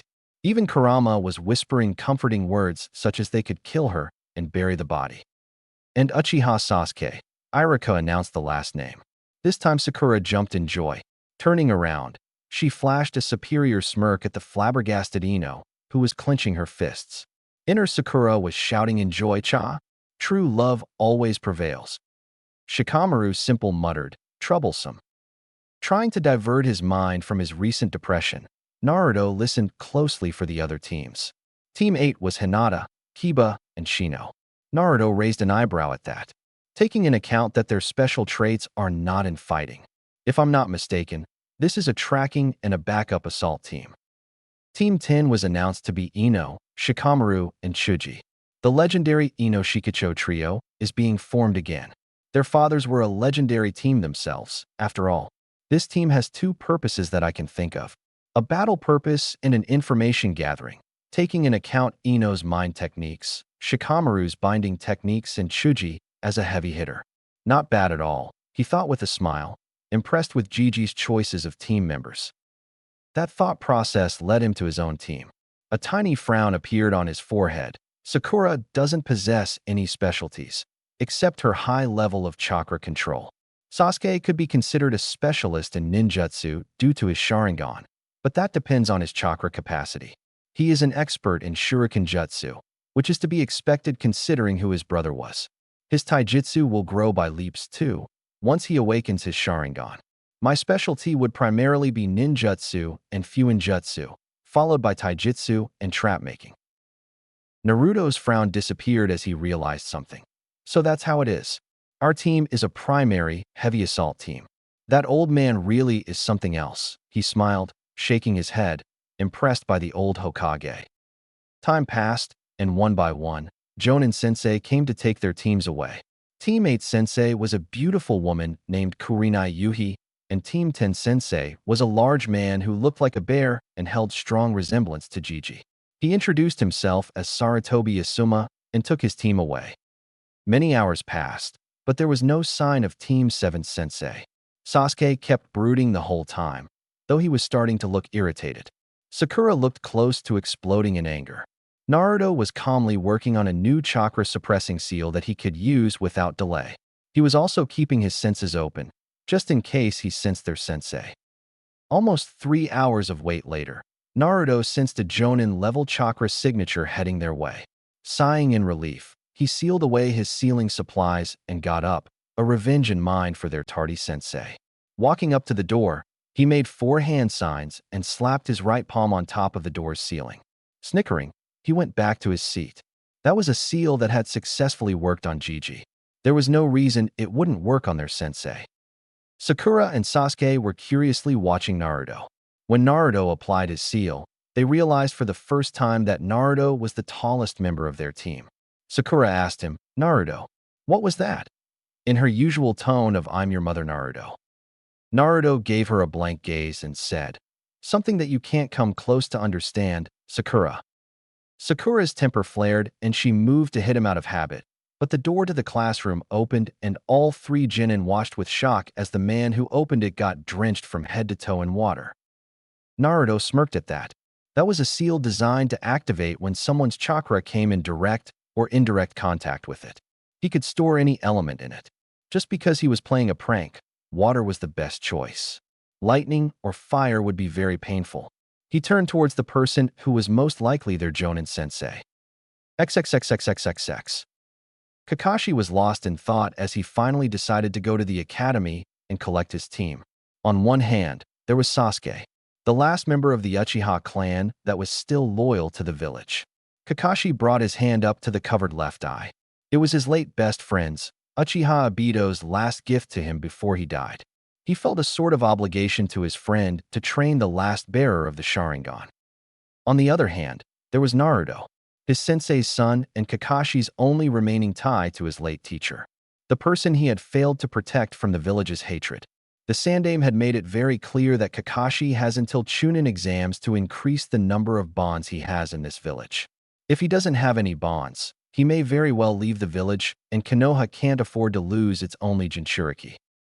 Walking up to the classroom door, he was caught off guard when he was suddenly doused in water. Perplexed, he looked up, hoping to find a bucket, but saw nothing but a seal. Eyes narrowed, he looked around the classroom. Sasuke was looking at him with doubt. Is this guy really a Jonin? Sakura looked apologetic as she bowed. Sorry, sensei, it is all Naruto's fault. I tried to stop him.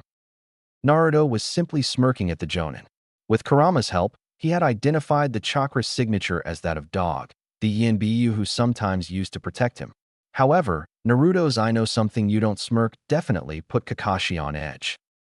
Kakashi was having his own thoughts about the 3. Upon seeing Naruto's smirk, he concluded that Naruto most likely used a seal to play the prank.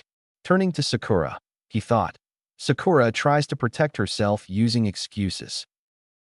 Eyes turning to Sasuke, he saw the boy turn his face back towards the window. Sasuke minds his own business. Doesn't seem to accept the other 2 as comrades. He sighed internally, There is not a single shred of teamwork in this team at all. Outside, he gripped his chin in a mock thinking pose and said in his lazy voice, how do I put this? My first impression of you guys. Well, you're a bunch of idiots, he finished with an eye smile. He could literally see the cloud of depression over Sakura and Sasuke's head, but Naruto kept smirking in that annoying manner, not at all fazed by Kakashi's insult. Deciding to move on, he said, "Meet me on the roof in 5 minutes." Kakashi then disappeared in a swirl of leaves. Startled by the sudden exit, Sasuke and Sakura scrambled and rushed to the roof, the latter scampering after the former. Naruto sighed. It was a good thing that he didn't have to hide his skills anymore. Grabbing the edge of the window, he swung his feet onto the wall and leisurely walked up it. Kakashi was, as usual, buried nose-deep in his porn when he felt it. Looking down curiously, he contained his surprise on seeing Naruto walk up to him. The boy was displaying a skill that not many people showed before graduating. "Yo, sensei." Naruto waved with a smile. Kakashi had nothing to say, so he waved back. "Yo." It really made him feel like an idiot. Naruto walked past him and sat down on the steps in front of Kakashi. Just as he sat down, Sasuke and Sakura burst through the door, eyes widening when they saw Naruto had already reached ahead of them and was sitting nonchalantly. Sasuke's eyes narrowed. How did the dobe reach ahead of me? Now that I think about it, I didn't see him following me and Sakura. So how did he get here? Sakura was in a similar state of surprise, but did not think much of it. She immediately sat down beside Sasuke, hearts in her eyes. Kakashi closed his book with a snap and said in his ever-lazy tone, "All right, why don't you introduce yourselves? You can start first, Pinkerbell." Sakura scowled at Pinkerbell and spoke up. "Why don't you go first and show us how it's done, sensei?" Kakashi pointed a finger at himself. "Me? My name is Hitaki Kakashi. I have many likes and dislikes. My dreams are none of your business. And you are too young to hear my hobbies." He finished and glanced at Sakura, motioning to continue. All the three Genin sweat dropped. All we learned was his name. Sakura began speaking. "I am Haruno Sakura. I like..." She glanced at Sasuke and blushed. "My hobbies are..." She blushed harder. "My dream is..." She squealed this team, making Naruto shake his head in disgust. Sasuke showed no reaction. Kakashi asked, "Dislikes?" Sakura was quick to scowl. "Ino Pig and Baka Naruto." Kakashi thought with a resigned sigh. "I just had to get a fangirl." He motioned Sasuke to begin. "You next, Emo." Sasuke scowled like Sakura at the nickname, but spoke, "Uchiha Sasuke. I have few likes and many dislikes. I have a dream, no, ambition to kill a certain man and restore my clan." Sakura was looking at Sasuke with hearts in her eyes and thinking, "Sasuke-kun is so cool." Naruto was thinking, doesn't he know that to restore his clan, he needs girls, and for girls, he needs some personality? Kakashi had narrowed his eye a little, as I had thought. He motioned for Naruto to begin. "You next, Blondie." Naruto was not at all offended at his nickname and spoke with a small smile. "The name's Uzumaki Naruto. I like ramen and spending time with Irika-sensei. I dislike the 3 minutes it takes for ramen to cook. My hobbies are training and experimenting with Fuinjutsu. My dream," his smile became a full-blown grin, "is to become the strongest Hokage ever." Kakashi smiled slightly. His hobbies are a bit unusual, but he has certainly grown up in an interesting way. He then said, "All right, all of you are unique and have your own ideals. We will start our duties from tomorrow, but there is something that the 4 of us have to do first." The deadpan in his voice was unmistakable. Naruto tilted his head ever so slightly. "What would that be, sensei?" "Survival exercise," Kakashi replied seriously. "But we already did enough of it in the academy, sensei," Sakura said with a frown. Kakashi chuckled. "This time, it's different because I'm your opponent." "What's so funny?" Sasuke asked, a little irritated. "It's your reaction you hear this. Of the 27 graduates, only 9 will be made Genin. The rest will go back to the academy. As a matter of fact, the failure rate is over 66%. As Kakashi predicted, everyone's eyes went wide at that, Sakura going as far as to gaping. Kakashi laughed and said, "Told you you'd freak out." Naruto then deduced with narrowed eyes. Then it is quite clear that the graduation test was just to select those who have the potential to become Genin, isn't it? Kakashi raised an eyebrow. That was quite perceptive of him. Looks like you have a lot of secrets, Naruto-kun. He easily ignored Sakura shouting at Naruto for trying to act cool like Sasuke. Anyways, meet me on Training Ground 7, tomorrow morning 5 o'clock. Skip breakfast if you don't want to throw up. He vanished in a leaf shunshin after that. For a while, none of them moved, thinking of the man's advice. Naruto got up first, walking over to the railing. He prepared to leap over, but stopped, turning around and asking, "Hey, you want to come and have lunch? Get to know each other since we are teammates now." Sasuke snorted in disdain and walked away, Sakura following him like a puppy. She followed Sasuke's lead and shouted, "Yeah right, like anyone would want to eat with you, loser." She then engaged in her daily habit of asking Sasuke for a date. Kurama was smirking. "She's the one to talk about weak." Naruto simply replied, "It's not worth wasting our thoughts like that, Kurama. Besides, at least I tried. It's always the thought that counts." He leaped over the railing and sprinted to his usual training ground to do his training for the day. Perhaps he could even find Anko and persuade her to spar with him. XXXXXXX. Naruto laid on his bed, hands tucked behind his bed and eyes up at the ceiling. Anko was tough as usual, and she was even kind enough to let him know that he had some openings in his fighting. By that, he meant she used those openings to leave nice, big bruises. He was not worried about that, though, because he had already closed those openings. Right now, he was mentally conversing with Kurama.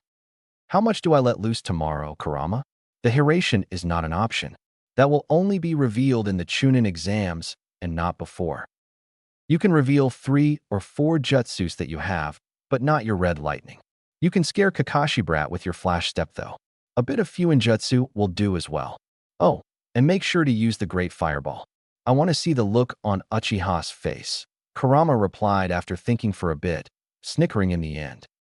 Naruto ignored that suggestion, which means lightning jutsus are out.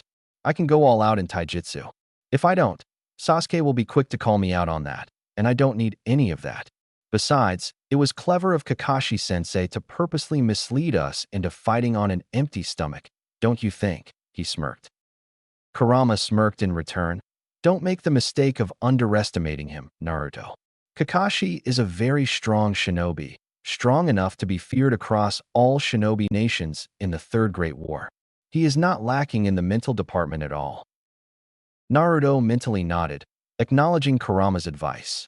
Closing his eyes, he fell into a deep sleep. Tomorrow would be interesting. Again. XXXXXXX. Glancing out of the apartment he lived in, Sasuke was thankful for the silence the night provided. "I will pass the exercise myself. I won't allow those two to hold me back," he thought.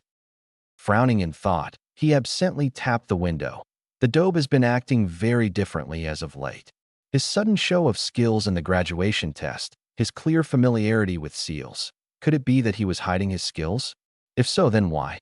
He has always craved attention. So why would he do something like hiding his skills and personality? Just who are you, Naruto? Sasuke had noticed that Naruto acted very different from his usual loud and idiotic personality in the graduation exam. He was calm and collected, more so than Sasuke usually was. He was also understandably jealous of Naruto's newly discovered skills. Sasuke had been training his ass off since the massacre in order to become strong enough to kill him. Not many people had the ability to see underneath, not even Sasuke, but he could tell that Naruto was hiding a lot of his abilities. He would make Naruto tell him, because he deserved it more than anyone else, least of all the dope. XXXXXXX. Naruto's eyes opened at 5 o'clock, according to his body clock. This is the time by which I am supposed to be on the training field, he thought as he got up to do his morning rituals. As he was brushing his teeth, he began thinking about Kakashi's behavior yesterday. Our sensei was late by over 3 hours to meet us, and he didn't even look sorry about that. What's to say he won't do this today? He thought as he wiped his mouth. Going to the kitchen, he leisurely began preparing 4 omelets. As he cracked the eggs, he scoffed. Skip breakfast if we didn't want to throw up? He must be crazy if he thought that we would fight him on an empty stomach. He slid the omelets onto his plate and sat down on the dining table. A quick prayer later, he was gorging them down. He couldn't think about strategies because he didn't know what the exercise would be. Finishing his meal, he walked over to the sink and washed his plate. Only Sakura would be stupid enough to skip the most important meal of the day. That girl is so thin a simple breeze would be enough to blow her away, he snickered. He went to his room and took out the seal on which he was working on. He sat down on his table and worked on it until only half an hour was remaining till 8 o'clock. He closed the scroll and began preparing for the day. He dressed up and checked if he had all his supplies in his pouch and holster. Tying his hiraishin beneath his left shoulder, he nodded to himself and exited his apartment after ensuring his trap seals were in place. He walked at a comfortable pace to the training grounds, eating 2 bananas and a backpack holding his lunch. Reaching the training grounds, he had to hold his laugh at what he saw. Both his teammates were there, probably from 5 o'clock, and were looking as miserable. Well, as miserable as Sasuke could look. Sakura was sitting on the ground, probably regretting not eating breakfast. As soon as she saw him, her face twisted into anger and she got up, yelling, "Naruto, you are late." Naruto looked around and sure enough, Kakashi wasn't here. Turning back to Sakura, he shrugged. "I don't know how I can be late if Sensei isn't even here, Sakura." Sakura opened her mouth to yell more, but couldn't refute his statement. Her stomach decided to rumble at that moment, followed shortly by Sasuke's. Naruto raised a disbelieving eyebrow. "They really are that stupid?" He spoke with disbelief. "You two didn't eat breakfast?" The mentioned two shook their head, but Sakura yelled again. "Sensei told us not to eat breakfast, Baka. Why did you eat it?" Naruto glared at her, causing her to flinch. "I'm standing right here, Sakura. There's no need to yell." As for eating breakfast, he spoke as if speaking to 4-year-olds. "It is the most important meal of the day, you know." Sakura's temper got the better of her, and she moved to hit Naruto. But Naruto decided to teach her a lesson and caught her fist easily, his cold eyes freezing her in her place. "I suggest you stop doing that. Otherwise, I'll do more than just catch your fist next time." His voice was a whisper, but it was cold as ice, letting her know he was dead serious. He even enforced his threat with a little ki, making her sweat. Sasuke had been watching the both of them and had to admit that their interactions were amusing. However, that amusement ended when he heard Naruto's threat. He was surprised at how serious and deadly his teammate could sound. Naruto released Sakura's fist and walked up to him, asking, "Why didn't you eat breakfast, Emo?" Sasuke glared at him, refusing to answer. Naruto shrugged and walked up to the posts, setting his backpack on top of one of them. He then sat down, legs crossed and eyes closed, waiting for their sensei to show up. Turns out Kakashi was even more late than yesterday. He showed up at 10 minutes to 11. "Hi, fellows. Good morning." He was sounding even more lazier than yesterday, if that was possible. Sakura pointed at him accusingly at him. "You're late." Kakashi's eye curved up in a sort of smile. "Well, you see, a black cat crossed my path, so I had to take a long cut to avoid bad luck." "Liar," Sakura shouted. Naruto's sweat dropped. Tardiness and lame excuses? Just what's wrong with this guy? The silence became awkward and Kakashi coughed to break it. "Well, let's begin." He placed his backpack down and pulled out an alarm clock, which he set for 12 o'clock. He put it on one of the posts. He then took out 2 tied bells. "Your task is to take these bells from me before the alarm rings. Those who don't get the bells get no lunch. Not only that, I will tie you to the posts and eat lunch in front of you." Sakura's hungry, devastated face was exactly what he wanted. Sasuke tried to hide his hunger, but his stomach betrayed him. Only Naruto looked calm among them. "Naruto, why did you eat breakfast when I told you not to?" Sakura smiled, expecting Naruto to get punished, but Naruto simply replied, "You only suggested not to, sensei. You never said it as an order. Also, I'm not an idiot who forgets to eat the most important meal of the day." Sasuke and Sakura glared at him for implying they were idiots, while Kakashi just hummed. He is turning out to be very interesting. Maybe he would figure out the purpose of this test as well, he wondered. "You only have to get 1 bell. Since there are only 2, one of you will get tied to the stump. The one who doesn't get a bell fails and goes back to the academy," he said, smirking at the horror on their faces. He continued, "If you don't come at me with the intent to kill, you will fail. Any questions?" Sakura spoke up, a confused look on her face. "But sensei, what if you get hurt?" Naruto snorted at that. Kakashi was a freaking jonin. They would be hard-pressed just to harm a hair on him. Kakashi almost laughed out loud, but managed to rein it in. "Don't worry, I won't." "All right, begin." The three of them jumped out of sight. Kakashi then tied the bells to him and took out his Ika book. They've hidden well. A shinobi should be able to hide from his enemies. Now to wait for one of them to attack, Kakashi thought as he kept his eyes on the book. XXXXXXX. He's got to be kidding. I've only ever seen four-man cells. There's no cell with only two genin and a jonin. There's a different purpose to this test, Naruto furiously thought. His eyes then widened. He knows we won't be able to get the bells single-handedly. He wants us to work together. That is the purpose of this test. He smirked in victory, but that smirk turned into a frown. Those two will never work with me.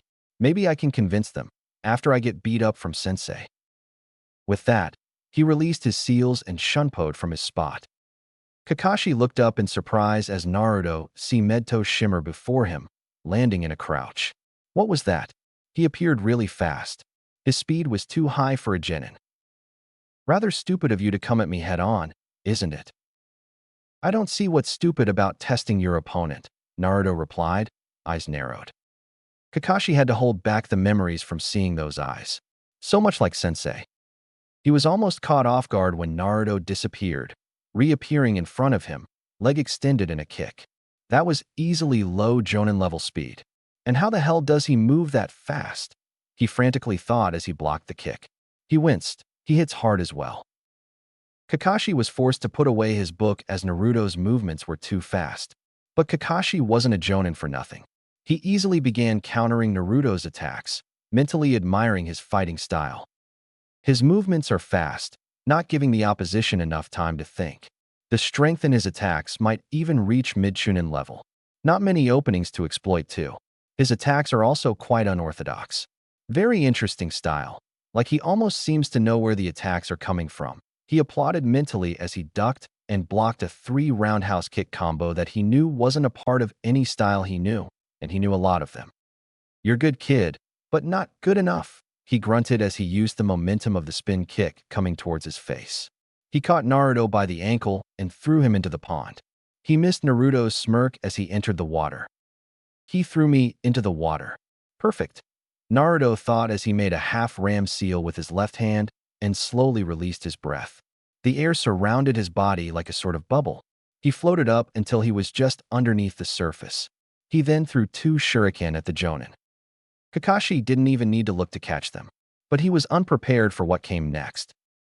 Suiton, Suikusari no Jutsu. Water style, water chain jutsu. 5 chains of water erupted from the water and wrapped around him with surprising speed.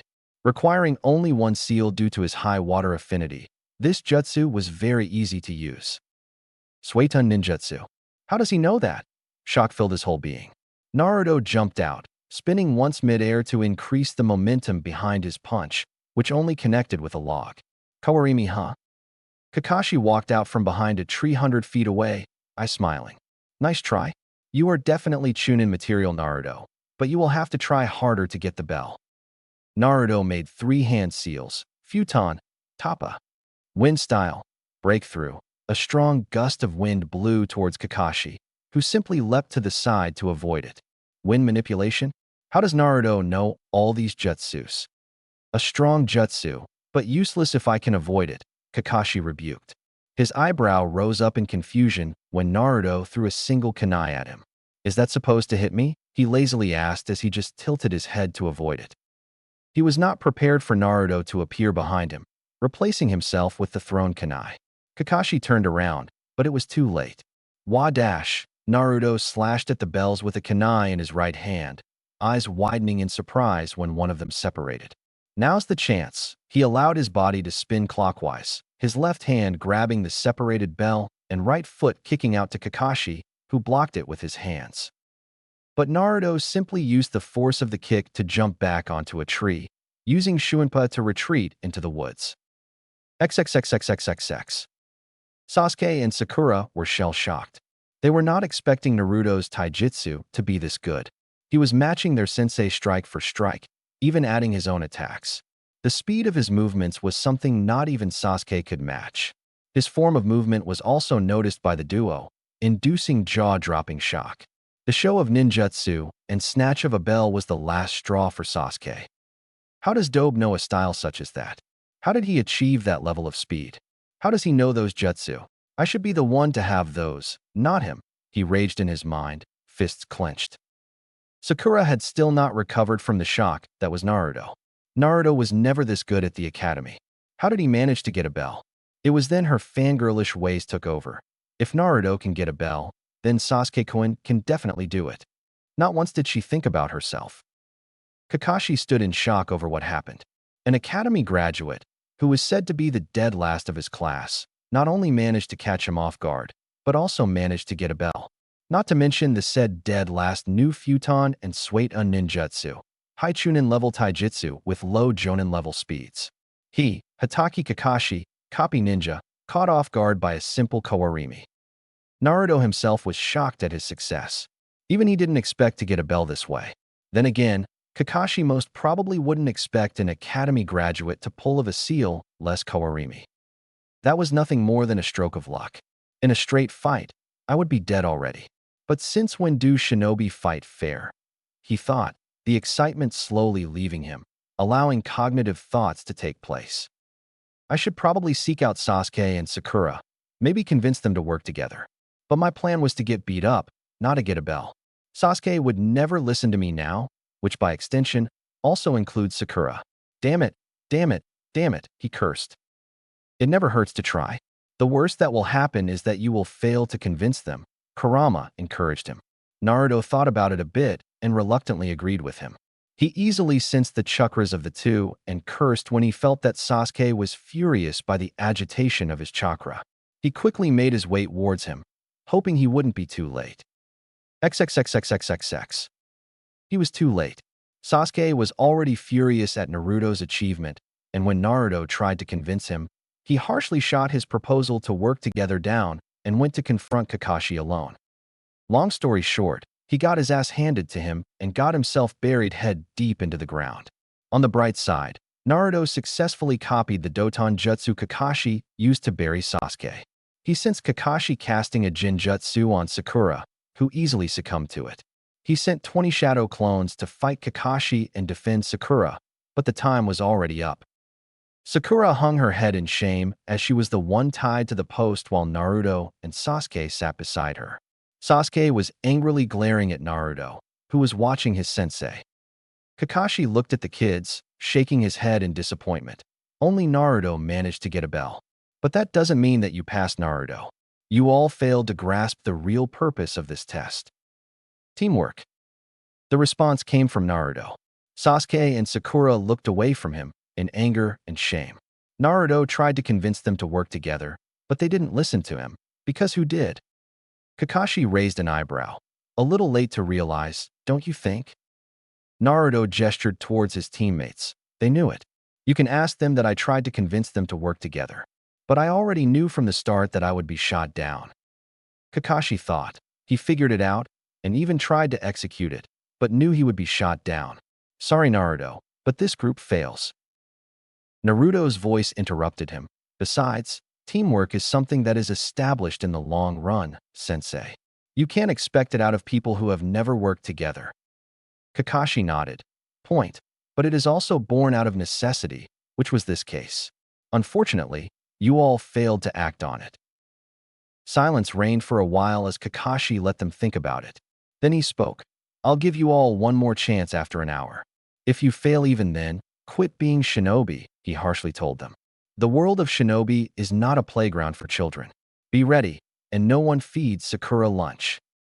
He walked away after that, presumably to run an errand. Naruto easily sensed him hiding behind a tree, even though he was suppressing his chakra. He shook his head and turned to offer his lunch to Sakura, who blinked in surprise. Naruto, sensei said it's fine. I don't sense him anyways, Sasuke said as he too offered Sakura his lunch. She gratefully nodded at him and ate, ignoring Naruto completely. Naruto shook his head and was about to dig in when he felt a sudden surge of chakra.